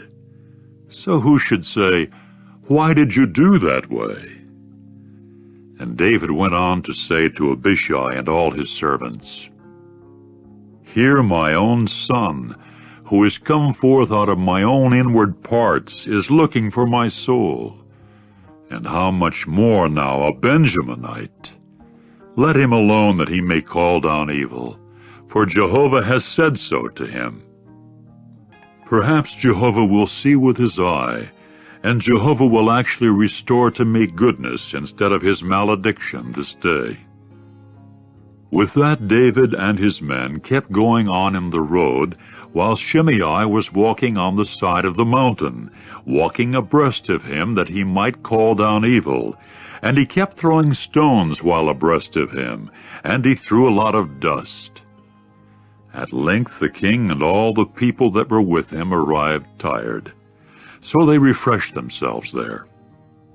As for Absalom and all the people, the men of Israel, they entered Jerusalem, and Ahithophel was with him. And it came about that as soon as Hushai the Archite, David's companion, came into Absalom, Hushai proceeded to say to Absalom, "Let the king live! Let the king live!" At this Absalom said to Hushai, "This is the loving kindness of yours toward your companion, is it? Why did you not go with your companion?" So Hushai said to Absalom, "No, But the one whom Jehovah has chosen, and also this people and all the men of Israel, his I shall become, and with him I shall dwell. And for the second time I must say, whom shall I myself serve? Is it not before his son? Just as I served before your father, so I shall prove to be before you. Later Absalom said to Ahithophel, You men, give counsel on your part. What shall we do? Then Ahithophel said to Absalom, Have relations with the concubines of your father, whom he left behind to take care of the house. And all Israel will certainly hear that you have made yourself foul-smelling to your father, and the hands of all those who are with you will certainly become strong. Accordingly, they pitched a tent for Absalom upon the roof, and Absalom began to have relations with the concubines of his father under the eyes of all Israel. And the counsel of Ahithophel, with which he counseled in those days, was just as when a man would inquire of the word of the true God. That was the way all the counsel of Ahithophel was, both to David and to Absalom. Chapter 17.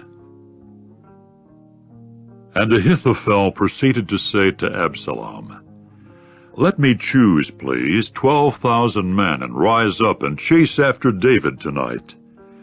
And I shall come upon him when he is weary and feeble in both hands, and I shall certainly drive him into trembling, and all the people that are with him will have to flee, and I shall certainly strike down the king by himself. And let me bring all the people back to you. Equivalent to the returning of all is the man whom you are seeking, and all the people will themselves come to be at peace. And the word was just right in the eyes of Absalom, and in the eyes of all the older men of Israel. However, Absalom said, Call, please, Hushai the Archite also, and let us hear what is in his mouth, even his. So Hushai came in to Absalom. Then Absalom said to him, According to this word is the way Ahithophel spoke. Shall we act upon his word? If not, you yourself speak. At this Hushai said to Absalom, The counsel with which Ahithophel has counseled is not good in this instance. And Hushai went on to say, You yourself well know your father and the men of his, that they are mighty, and they are bitter of soul, like a female bear that has lost her cubs in the field. And your father is a warrior, and he will not spend the night with the people. Look, now he is in hiding in one of the hollows, or in one of the other places. And it will certainly occur that just as soon as he falls upon them at the start, the one hearing of it will then be bound to hear and say, A defeat has taken place among the people that are following Absalom. And even the valiant man, whose heart is as the heart of the lion, will himself surely soften in weakness. For all Israel is aware that your father is a mighty man, and so too are the valiant men that are with him.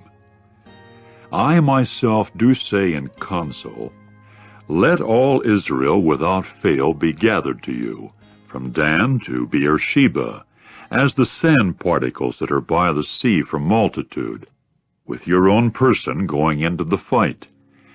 And we must come against him in one of the places where he is certain to be found, and we ourselves will be upon him just as the dew falls upon the ground.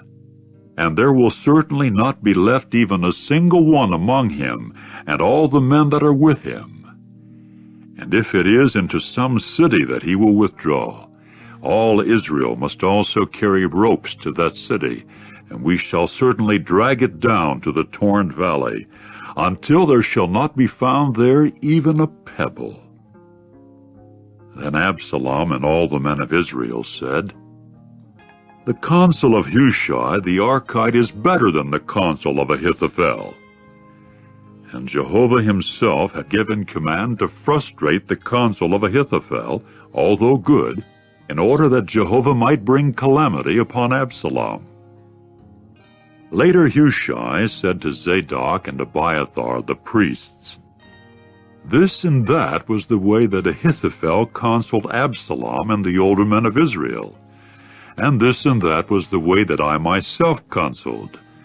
And now send speedily and tell David, saying, Do not lodge in the desert plains of the wilderness tonight, but you also ought to cross over without fail, for fear that the king and all the people that are with him may be swallowed up." As Jonathan and Ahimaaz were standing at Enrogel, a maidservant went off and told them. So they themselves went off, as they had to tell King David, for they were not able to appear entering the city. However, a young man got to see them and told Absalom. So the two of them went off speedily and came to the house of a man in Bahurim, who had a well in his courtyard, and they went down into it. After that the woman took and spread out a screen over the face of the well, and heaped up cracked grain upon it, and not a thing became known of it. The servants of Absalom now came to the woman at her house and said, "Where are Ahimaaz and Jonathan?" At this the woman said to them, "They passed on from here to the waters." Then they kept on searching, and they did not find them, and so returned to Jerusalem. And it came about after their going away, that then they came up out of the well, and went on and told King David, and said to David, "You people, rise up and speedily pass over the waters, for this is the way that Ahithophel counseled against you." Immediately David rose up, and also all the people that were with him, and they kept crossing the Jordan until the morning became light, until not a one was lacking that had not passed over the Jordan. As for Ahithophel, he saw that his counsel had not been acted upon, and he proceeded to saddle an ass, and rise up and go off to his house at his own city. Then he gave commands to his household, and strangled himself, and thus died. So he was buried in the burial place of his forefathers.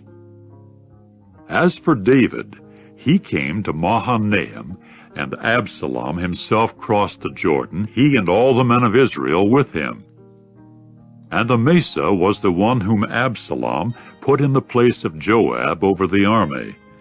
And Amasa was the son of a man whose name was Ithra the Israelite, who had relations with Abigail, the daughter of Nahash, the sister of Zeruiah, Joab's mother. And Israel and Absalom took up camping in the land of Gilead. And it came about that as soon as David came to Mahanaim, Shobai the son of Nahash from Rabbah of the sons of Ammon, and Machir the son of Ammiel from Lodebar, and Barzillai the Gileadite from Rogelim, brought beds and basins and potters' vessels, and wheat and barley and flour and roasted grain, and broad beans and lentils and parched grain, and honey and butter and sheep and curds of cattle they brought forward for David and the people that were with him to eat. For they said, "The people are hungry and tired and thirsty in the wilderness." Chapter 18. And David proceeded to number the people that were with him, and to place over them chiefs of thousands and chiefs of hundreds. Further, David sent 1/3 of the people under the hand of Joab, and 1/3 under the hand of Abishai the son of Zeruiah, Joab's brother, and 1/3 under the hand of Ittai the Gittite. Then the king said to the people, "I myself also shall without fail go out with you." But the people said, "You must not go out, for if we should at all flee, they would not set heart upon us. And if half of us would die, they would not set heart upon us, because you are worth 10,000 of us. And now it would be better if you would be of service to us to give help from the city." So the king said to them, "Whatever seems good in your eyes, I shall do." And the king kept standing at the sign of the gate, and all the people themselves went out by hundreds and by thousands. And the king went on to command Joab and Abishai and Ittai, saying, Deal gently for my sake with the young man Absalom.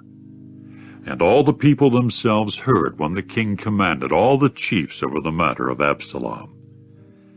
And the people continued on their way out to the field to meet Israel, and the battle came to be in the forest of Ephraim.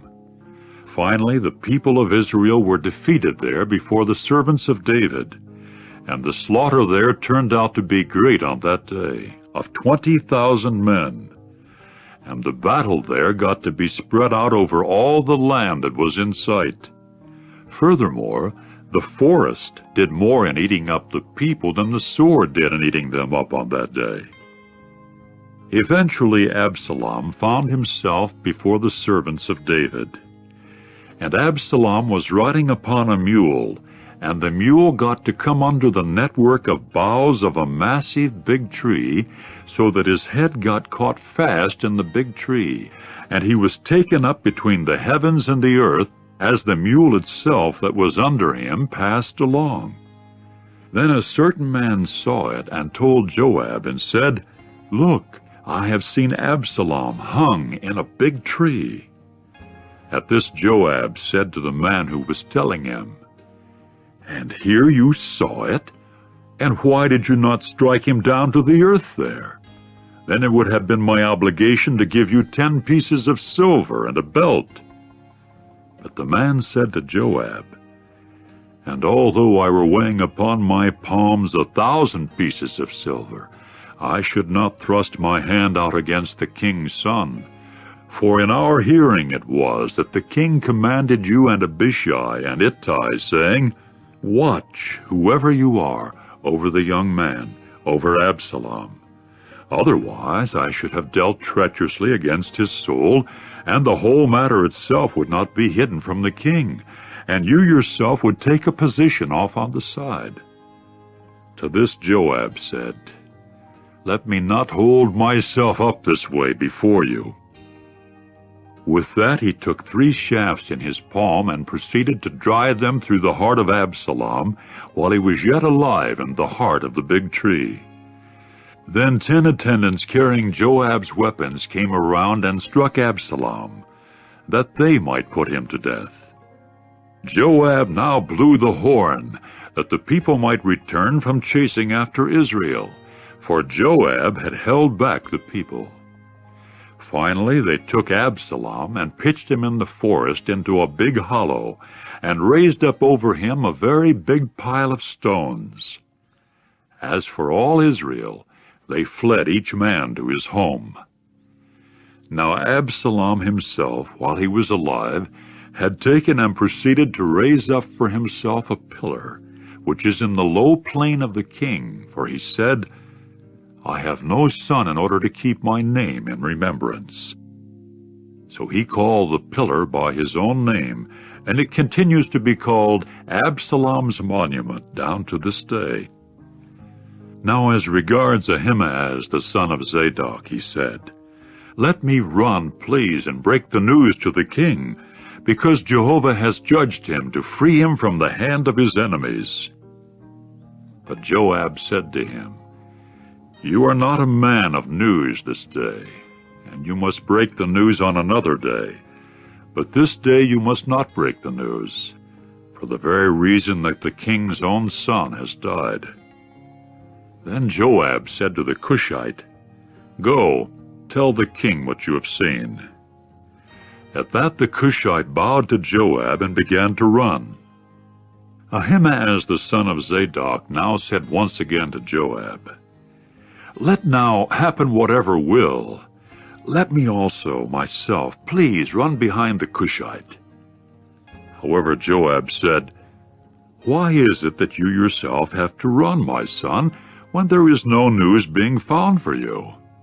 Still he said, Let now happen whatever will, let me run. So he said to him, Run. And Ahimaaz began to run by the way of the district, and he eventually passed by the Cushite. Now David was sitting between the two gates. Meantime the watchman went to the roof of the gate by the wall. At length he raised his eyes and saw, and look, there was a man running by himself.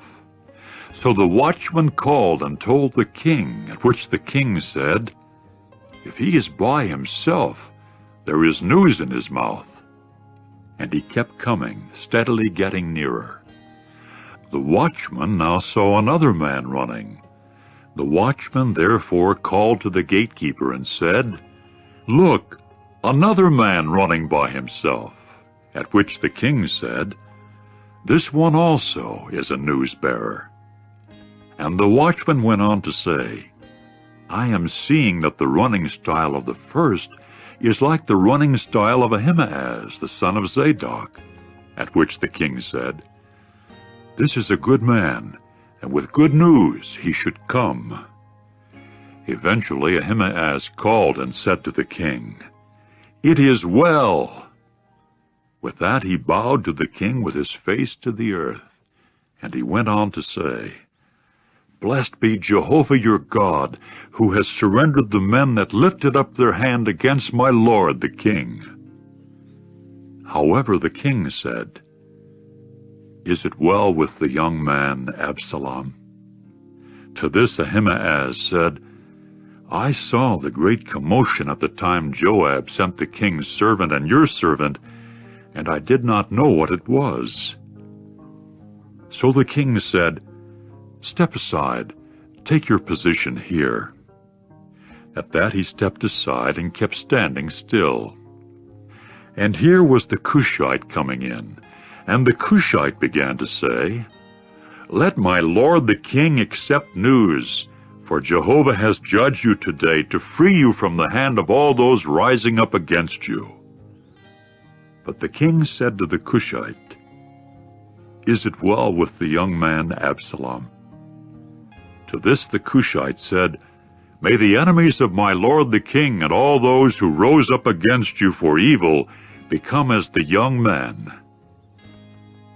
And the king became disturbed, and went up to the roof chamber over the gateway, and gave way to weeping. And this is what he said as he walked, "My son Absalom, my son Absalom. Oh, that I might have died, I myself, instead of you, Absalom, my son, my son."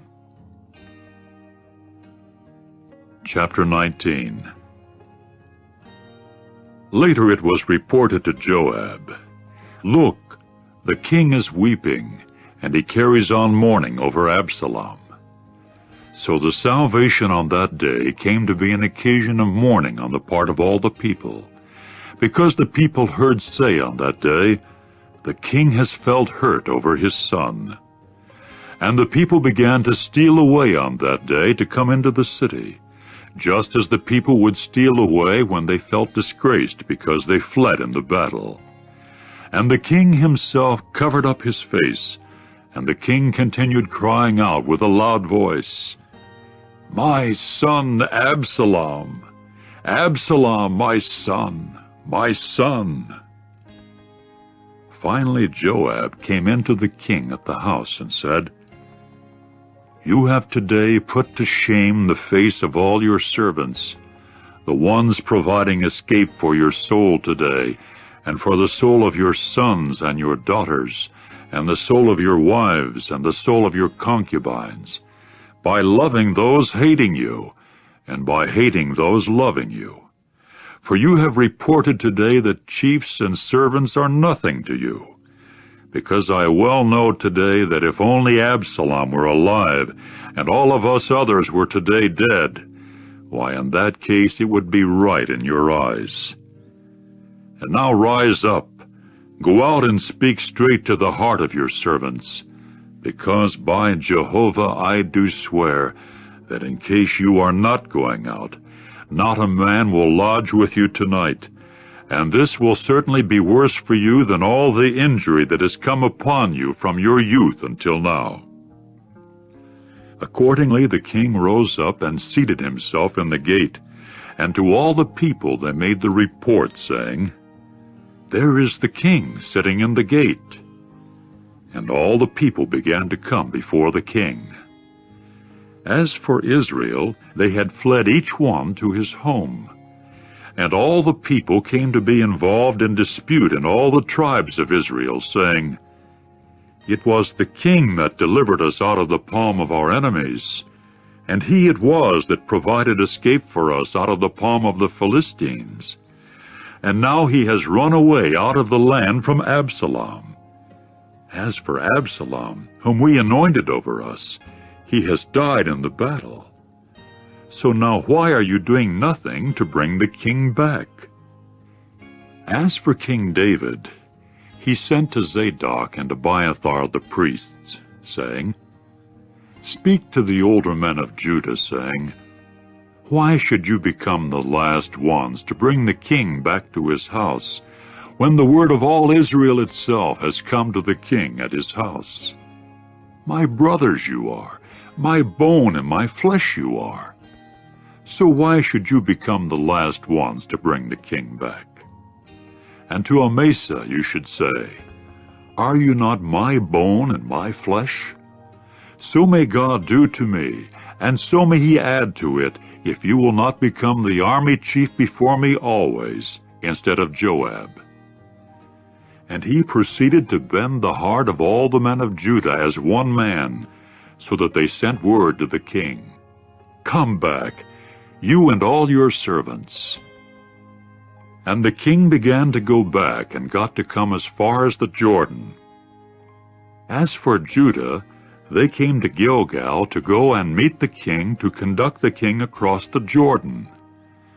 Then Shimei, the son of Gera the Benjaminite, who was from Bahurim, hurried and went down with the men of Judah to meet King David. And there were with him 1,000 men from Benjamin. And also Ziba the attendant of the house of Saul and his 15 sons and 20 servants of his were with him. And they made it successfully to the Jordan before the king. And he crossed the ford to conduct the household of the king across, and to do what was good in his eyes. As for Shimei, the son of Gera, he fell down before the king when he was about to cross the Jordan. He now said to the king, "Do not let my lord attribute error to me, and do not remember the wrong that your servant did on the day that my lord the king went out of Jerusalem, so that the king should lay it to his heart. For your servant well knows that I am the one that sinned. And so here I have today come the first of all the house of Joseph to go down to meet my lord the king." At once Abishai, the son of Zeruiah, answered and said, "In return for this, should not Shimei be put to death, in that he called evil down upon the anointed of Jehovah?" But David said, "What do I have to do with you men, you sons of Zeruiah, that you should become today a resister of me? Will any one today be put to death in Israel? For do I not well know that today I am king over Israel?" Then the king said to Shimei, "You will not die." And the king went on to swear to him. As for Mephibosheth, the grandson of Saul, he came down to meet the king, and he had not attended to his feet, nor had he attended to his mustache, nor had he washed his garments from the day that the king went away until the day that he came in peace. And it came about that when he came to Jerusalem to meet the king, then the king said to him, "Why did you not go with me, Mephibosheth?" To this he said, "My lord the king, it was my servant that tricked me. For your servant had said, 'Let me saddle the female ass for me, that I may ride upon it, and go with the king, for your servant is lame.' So he slandered your servant to my lord the king. But my lord the king is as an angel of the true God, and so do what is good in your eyes.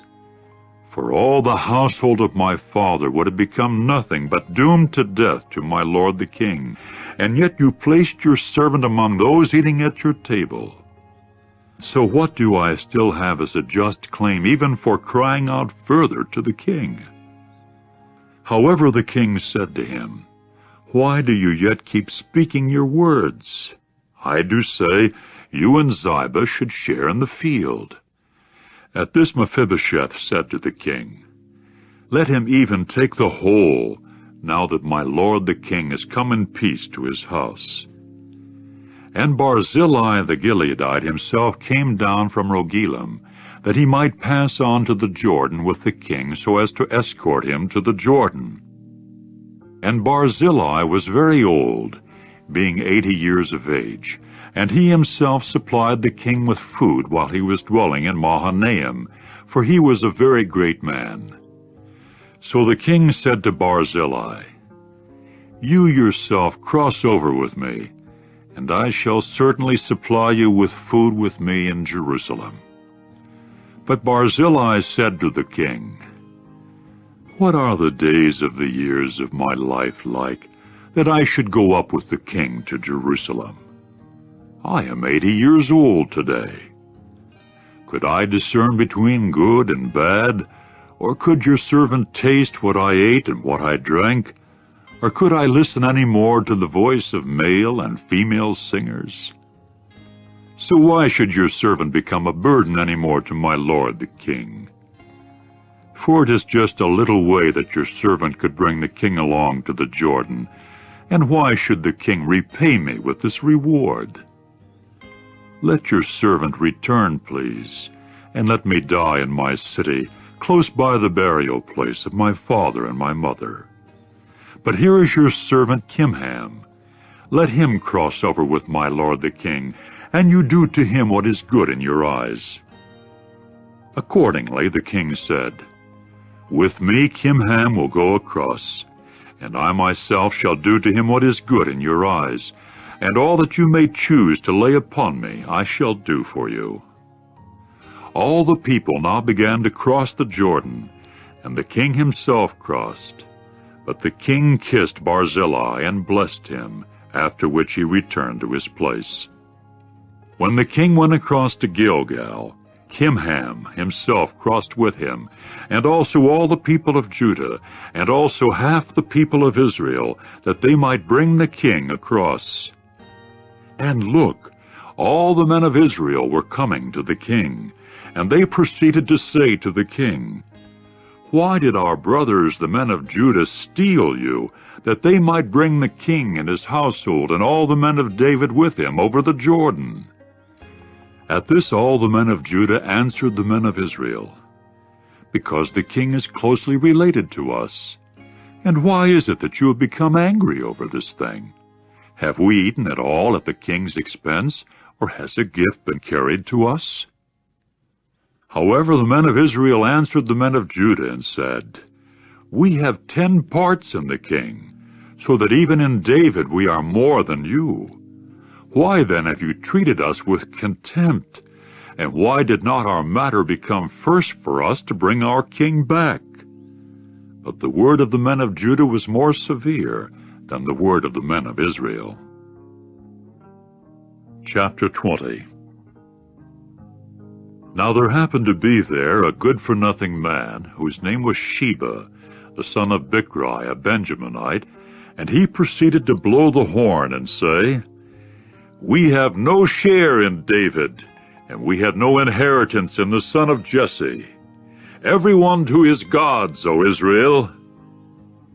At that all the men of Israel began to go up from following David to follow Sheba the son of Bichri. But as for the men of Judah, they stuck to their king from the Jordan to Jerusalem. Eventually David came to his house at Jerusalem. Then the king took the 10 women, the concubines whom he had left behind to take care of the house, and he put them in a house of confinement, but he kept on supplying food to them. And with them he did not have any relations, but they continued shut up closely until the day of their dying, in a widowhood with a living husband. The king now said to Amasa, "Call the men of Judah together to me within 3 days, and you yourself stand here." So Amasa went to call Judah together, but he came later than the fixed time that he had appointed for him. Then David said to Abishai, "Now Sheba the son of Bichri will be worse for us than Absalom. You yourself take the servants of your Lord and chase after him, that he may not actually find for himself fortified cities and escape before our eyes." Accordingly the men of Joab, and the Cherethites, and the Pelethites, and all the mighty men went out after him, and they went on out of Jerusalem to chase after Sheba the son of Bichri. They were close by the great stone that is in Gibeon, and Amasa himself came to meet them. Now Joab was girded, clothed with a garment, and upon him there was girded a sword attached to his hip in its sheath. And he himself came forth, and so it fell out. And Joab proceeded to say to Amasa, "Is it all right with you, my brother?" Then Joab's right hand took hold of Amasa's beard so as to kiss him. As for Amasa, he was not on guard against the sword that was in Joab's hand, so that he struck him with it in the abdomen, and his intestines spilled out to the earth, and he did not have to do it to him again. So he died. And Joab and Abishai his brother, for their part, chased after Sheba the son of Bichri. And a certain one of Joab's young men stood over him and kept saying, "Whoever has found delight in Joab, and whoever belongs to David, let him follow Joab." All the while Amasa was wallowing in the blood in the middle of the highway. When the man saw that all the people stood still, then he moved Amasa from the highway to the field. Finally he cast a garment over him, as he saw that everyone coming up to him stood still. As soon as he had removed him from the highway, each man passed by, following Joab to chase after Sheba the son of Bichri. And Sheba went passing through all the tribes of Israel to Abel of Bethmaachah.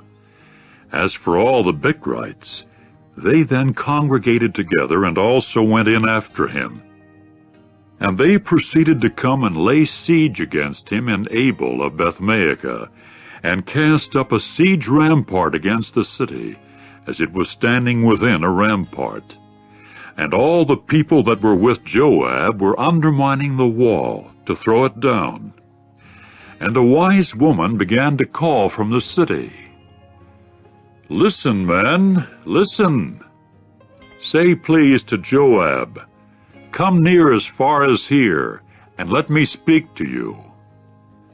So he went near to her, and the woman then said, 'Are you Joab?' To which he said, 'I am.' At this she said to him, 'Listen to the words of your slave girl.' In turn he said, 'I am listening.' And she went on to say, 'Without exception they used to speak in former times, saying, Let them but inquire in Abel, and thus they will certainly end the matter. I represent the peaceable and faithful ones of Israel. You were seeking to put to death a city and a mother in Israel. Why should you swallow up the inheritance of Jehovah?' To this Joab answered and said, 'It is altogether unthinkable on my part that I should swallow up and that I should bring to ruin. The matter is not that way, but a man from the mountainous region of Ephraim, whose name is Sheba the son of Bichri, has lifted up his hand against King David. You people, give him over by himself, and I will withdraw from the city.' Then the woman said to Joab, 'Look, his head will be pitched to you over the wall.'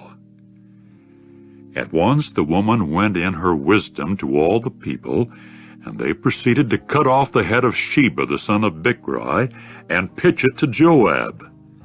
Upon that he blew the horn, and so they were scattered from the city, each one to his home, and Joab himself returned to Jerusalem to the king. And Joab was over all the army of Israel. And Benaiah the son of Jehoiada was over the Kerethites and over the Pelethites. And Adoram was over those conscripted for forced labor. And Jehoshaphat the son of Ahilud was the recorder. And Sheva was secretary, and Zadok and Abiathar were priests. And Ira the Jairite also became a priest of David. Chapter 21. Now there came to be a famine in the days of David for 3 years, year after year. And David proceeded to consult the face of Jehovah. Then Jehovah said, Upon Saul and upon his house there is blood guilt, because he put the Gibeonites to death. So the king called the Gibeonites and talked to them. Incidentally, the Gibeonites were not of the sons of Israel, but of the remainder of the Amorites, and the sons of Israel themselves had sworn to them, but Saul sought to strike them down in his feeling jealous for the sons of Israel and Judah. And David went on to say to the Gibeonites, What shall I do to you, and with what shall I make atonement, that you may certainly bless the inheritance of Jehovah? So the Gibeonites said to him, It is not a matter of silver or gold for us in connection with Saul and his household. Neither is it ours to put a man to death in Israel. At that he said, Whatever you are saying, I shall do for you. At this they said to the king, The man that exterminated us and that schemed to annihilate us from subsisting in any of the territory of Israel, let there be given to us 7 men of his sons, and we must expose them to Jehovah in Gibeah of Saul, the chosen one of Jehovah. Accordingly the king said, I myself shall give them. However, the king felt compassion upon Mephibosheth, the son of Jonathan, the son of Saul, on account of the oath of Jehovah that was between them, between David and Jonathan, the son of Saul. Consequently, the king took the 2 sons of Rizpah, the daughter of Aiah, whom she bore to Saul, Armoni and Mephibosheth, and the 5 sons of Michal, the daughter of Saul, whom she bore to Adriel, the son of Barzillai, the Mahalathite. Then he gave them into the hand of the Gibeonites, and they proceeded to expose them on the mountain before Jehovah, so that the 7 of them fell together, and they themselves were put to death in the first days of harvest, at the start of the barley harvest. However, Rizpah, the daughter of Aiah, took sackcloth and spread it for herself upon the rock, from the start of harvest until water poured down upon them from the heavens. And she did not allow the fowls of the heavens to rest upon them by day, nor the wild beasts of the field by night. At length it was reported to David what Rizpah the daughter of Aiah, Saul's concubine, had done. So David went and took the bones of Saul and the bones of Jonathan his son from the landowners of Jabesh-Gilead, who had stolen them from the public square of Bethshan, where the Philistines had hanged them on the day that the Philistines struck down Saul on Gilboa. And he proceeded to bring up from there the bones of Saul and the bones of Jonathan his son. Furthermore, they gathered the bones of the men being exposed. Then they buried the bones of Saul and of Jonathan his son in the land of Benjamin in Zelah, in the burial place of Kish his father, that they might do everything that the king had commanded. So God let himself be entreated for the land after this. And the Philistines came to have war again with Israel. Accordingly, David and his servants with him went down and fought the Philistines, and David grew tired. And Ishbi-Benob, who was among those born of the Rephaim, the weight of whose spear was 300 shekels of copper, and who was girded with a new sword, got to think of striking David down.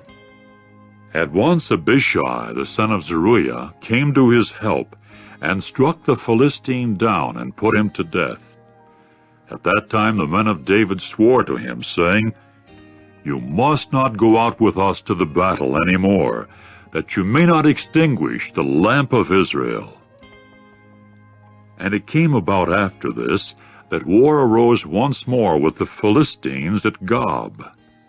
Then it was that Sibbecai the Hushathite struck down Saph, who is among those born of the Rephaim.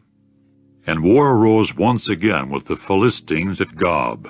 And Elhanan, the son of Jaare-Oregim, the Bethlehemite, got to strike down Goliath the Gittite, the shaft of whose spear was like the beam of loom workers. And war arose yet again at Gath, when there happened to be a man of extraordinary size, with 6 fingers on each of his hands, and 6 toes on each of his feet, 24 in number. And he too had been born to the Rephaim. And he kept taunting Israel. Finally Jonathan the son of Shimei, David's brother, struck him down. These 4 had been born to the Rephaim in Gath, and they came to fall by the hand of David, and by the hand of his servants. Chapter 22. And David proceeded to speak to Jehovah the words of this song in the day that Jehovah had delivered him out of the palm of all his enemies, and out of Saul's palm. And he went on to say, "Jehovah is my crag and my stronghold, and the provider of escape for me. My God is my rock. I shall take refuge in him, my shield and my horn of salvation, my secure height, and my place for flight, my Savior. From violence you save me. On the one to be praised, Jehovah, I shall call, and from my enemies I shall be saved. For deadly breaking waves encircled me. There were flash floods of good-for-nothing men that kept terrifying me. The ropes of Sheol themselves surrounded me. The snares of death confronted me. In my distress I kept calling upon Jehovah, and to my God I kept calling. Then out of his temple he heard my voice, with my cry for help in his ears. And back and forth the earth began to shake and to rock. The foundations of the heavens themselves became agitated, and they kept shaking back and forth because he had been angered. Smoke went up at his nostrils, and fire itself from his mouth kept devouring. Coals themselves blazed up from him. And he proceeded to bend the heavens down and to descend, and thick gloom was beneath his feet. And he came riding upon a cherub, and came flying, and he was visible upon the wings of a spirit. Then he put a darkness around him as booze, dark waters, thick clouds. From the brightness in front of him burning coals of fire blazed up. From heaven Jehovah began to thunder, and the Most High himself began to give forth his voice. And he kept sending out arrows that he might scatter them, lightning that he might throw them into confusion. And the stream beds of the sea became visible, the foundations of the productive land became uncovered, at the rebuke of Jehovah from the blast of the breath of his nostrils. He was sending from on high. He was taking me. He was drawing me out of great waters. He was delivering me from my strong enemy, from those hating me, because they were stronger than I was. They kept confronting me in the day of my disaster, but Jehovah became my support. And he proceeded to bring me out into a roomy place. He was rescuing me, because he had found delight in me. Jehovah rewards me according to my righteousness, according to the cleanness of my hands he repays me. For I have kept the ways of Jehovah, and I have not wickedly departed from my God. For all his judicial decisions are in front of me, and as for his statutes, I shall not turn aside from them. And I shall prove myself faultless toward him, and I will keep myself from error on my part. And let Jehovah repay me according to my righteousness, according to my cleanness in front of his eyes. With someone loyal you will act in loyalty. With the faultless mighty one you will deal faultlessly. With the one keeping clean you will show yourself clean, and with the crooked one you will act as silly. And the humble people you will save, but your eyes are against the haughty ones, that you may bring them low. For you are my lamp, O Jehovah, and it is Jehovah that makes my darkness shine. For by you I can run against a marauder band. By my God I can climb a wall. As for the true God, perfect is his way. The saying of Jehovah is a refined one. A shield he is to all those taking refuge in him. For who is a God besides Jehovah, and who is a rock besides our God? The true God is my strong fortress, and he will cause my way to be perfect, making my feet like those of the hinds, and upon places high from me he keeps me standing. He is teaching my hands for warfare, and my arms have pressed down a bow of copper. And you will give me your shield of salvation, and it is your humility that makes me great. You will make room large enough for my steps under me, and my ankles will certainly not wobble. I will pursue my enemies, that I may annihilate them, and I shall not return until they are exterminated. And I shall exterminate them and break them in pieces, that they may not rise up, and they will fall under my feet. And you will gird me with vital energy for the battle. You will make those rising against me collapse under me.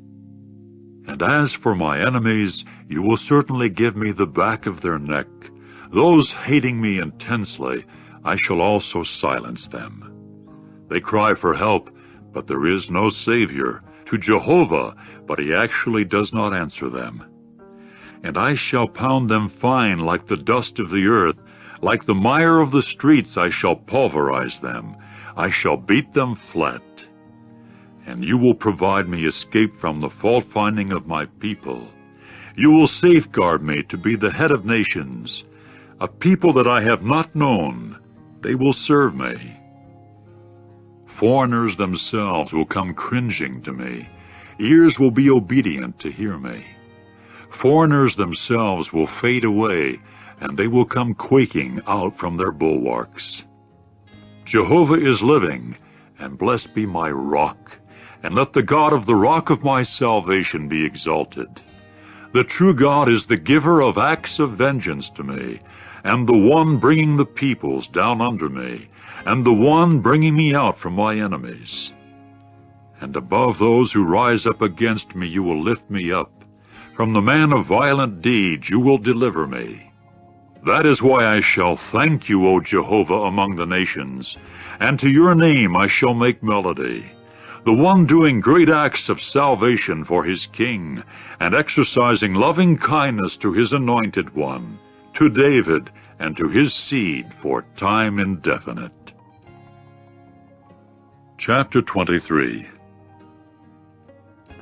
And these are the last words of David, the utterance of David the son of Jesse, and the utterance of the able-bodied man that was raised up on high, the anointed of the God of Jacob, and the pleasant one of the melodies of Israel. The Spirit of Jehovah it was that spoke by me, and his word was upon my tongue. The God of Israel said, to me the rock of Israel spoke. When one ruling over mankind is righteous, ruling in the fear of God, then it is as the light of morning when the sun shines forth, a morning without clouds. From brightness, from rain, there is grass out of the earth. For is not my household like that with God? Because it is an indefinitely lasting covenant that he has assigned to me, nicely put in order in everything and secured. Because it is all my salvation and all my delight, is that not why he will make it grow? But good-for-nothing persons are chased away like thorn bushes, all of them. For it is not by the hand that they should be taken. When a man touches them, he should be fully armed with iron and the shaft of a spear, and with fire they will thoroughly be burned up. These are the names of the mighty men that belonged to David. Josheb-Bashebeth, a Tekemonite, the head of the three. He was brandishing his spear over 800 slain at one time. Next to him, Eleazar, the son of Dodo, the son of Ahohi, was among the three mighty men with David when they taunted the Philistines. They had gathered themselves there for the battle, and so the men of Israel retreated. He it was that rose up and kept striking down the Philistines until his hand wearied, and his hand kept cleaving to the sword, so that Jehovah performed a great salvation on that day. And as for the people, they returned behind him only to strip those struck down.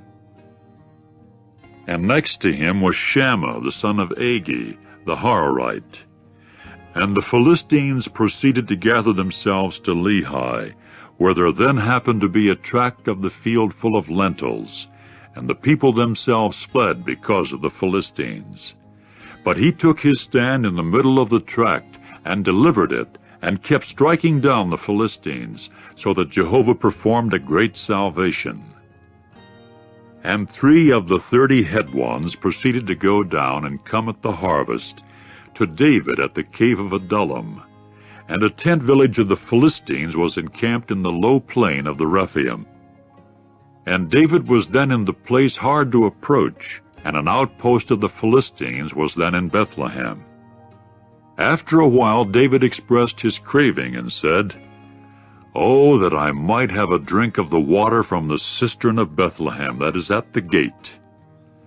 At that the 3 mighty men forced their way into the camp of the Philistines, and drew water from the cistern of Bethlehem that is at the gate, and came carrying and bringing it to David. And he did not consent to drink it, but poured it out to Jehovah.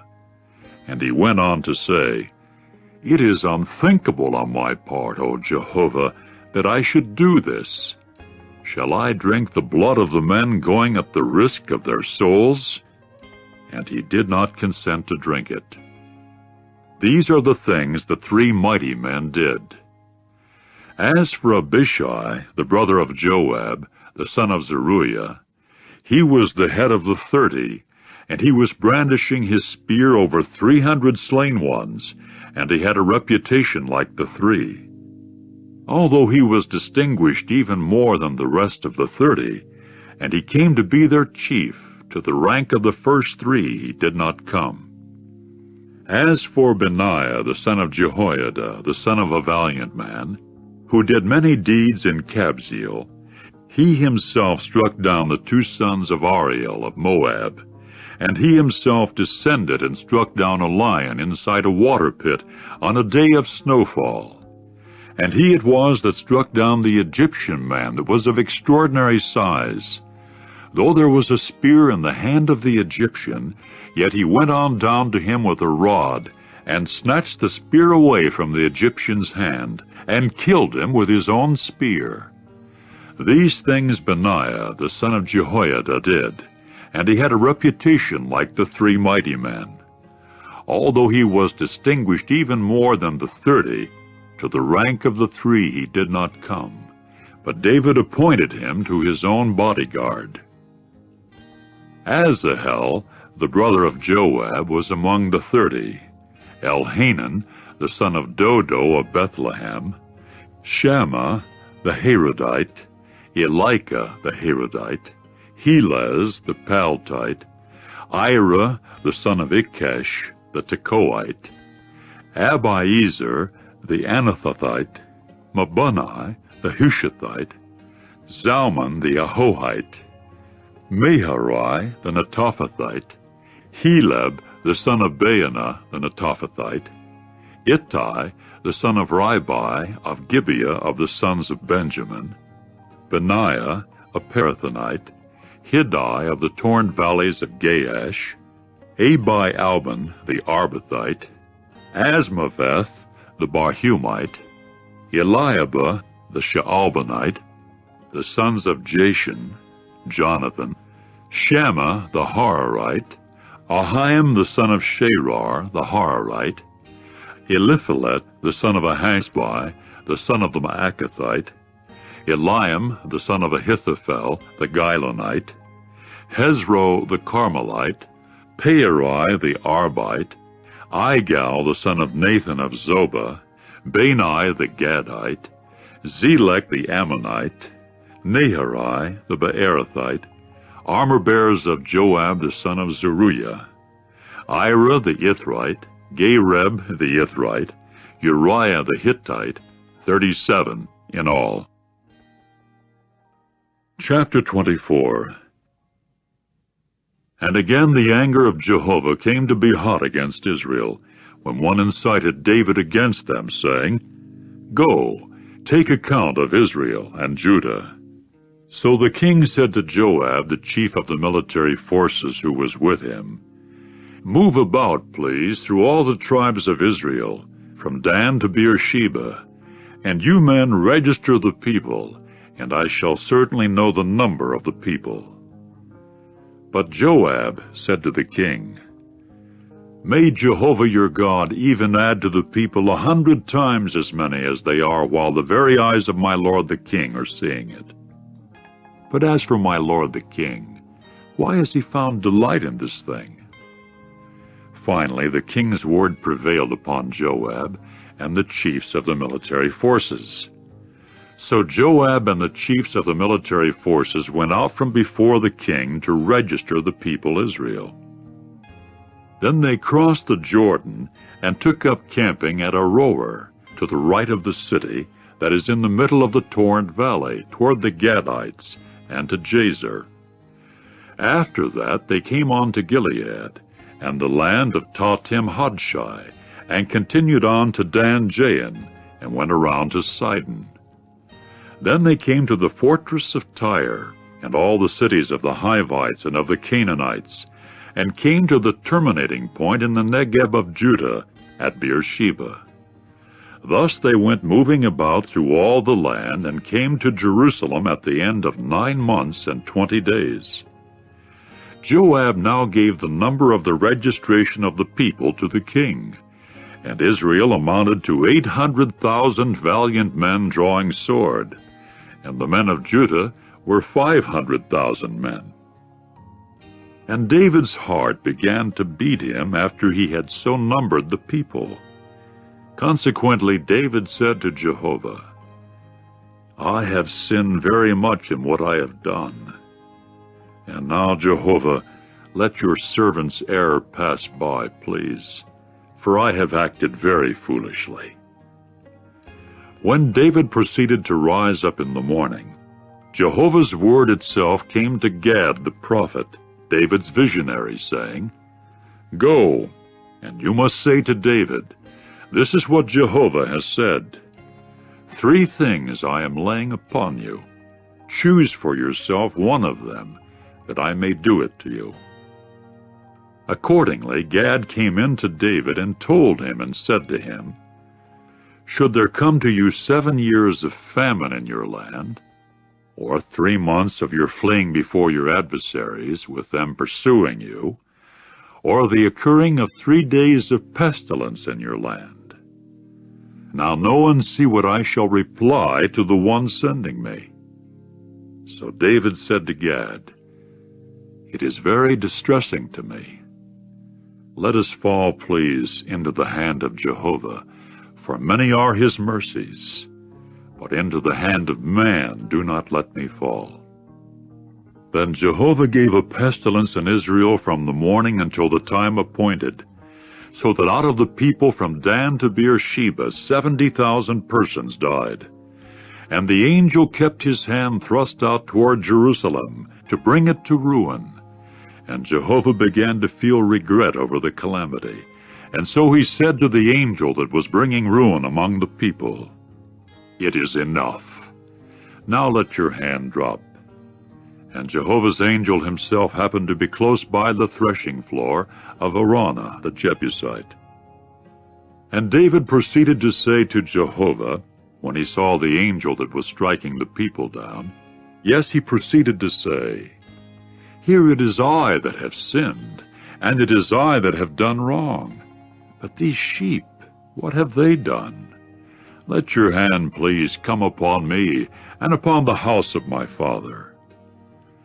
Later Gad came in to David on that day and said to him, "Go up, set up for Jehovah an altar on the threshing floor of Araunah the Jebusite."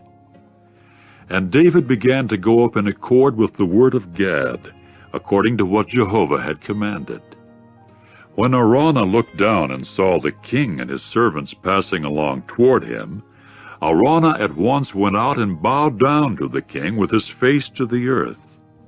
Then Araunah said, "Why has my lord the king come to his servant?"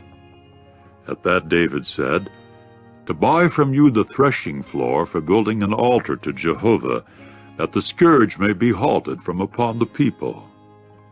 But Araunah said to David, "Let my lord the king take it and offer up what is good in his eyes. See the cattle for the burnt offering, and the threshing sledge, and the implements of the cattle for the wood. Everything Araunah, O king, does give to the king." And Araunah went on to say to the king, "May Jehovah your God show pleasure in you." However, the king said to Araunah, "No, but without fail I shall buy it from you for a price, and I shall not offer up to Jehovah my God burnt sacrifices without cost." Accordingly, David bought the threshing floor and the cattle for 50 silver shekels. And David proceeded to build there an altar to Jehovah, and offer up burnt sacrifices and communion sacrifices. And Jehovah began letting himself be entreated for the land, so that the scourge was halted from upon Israel.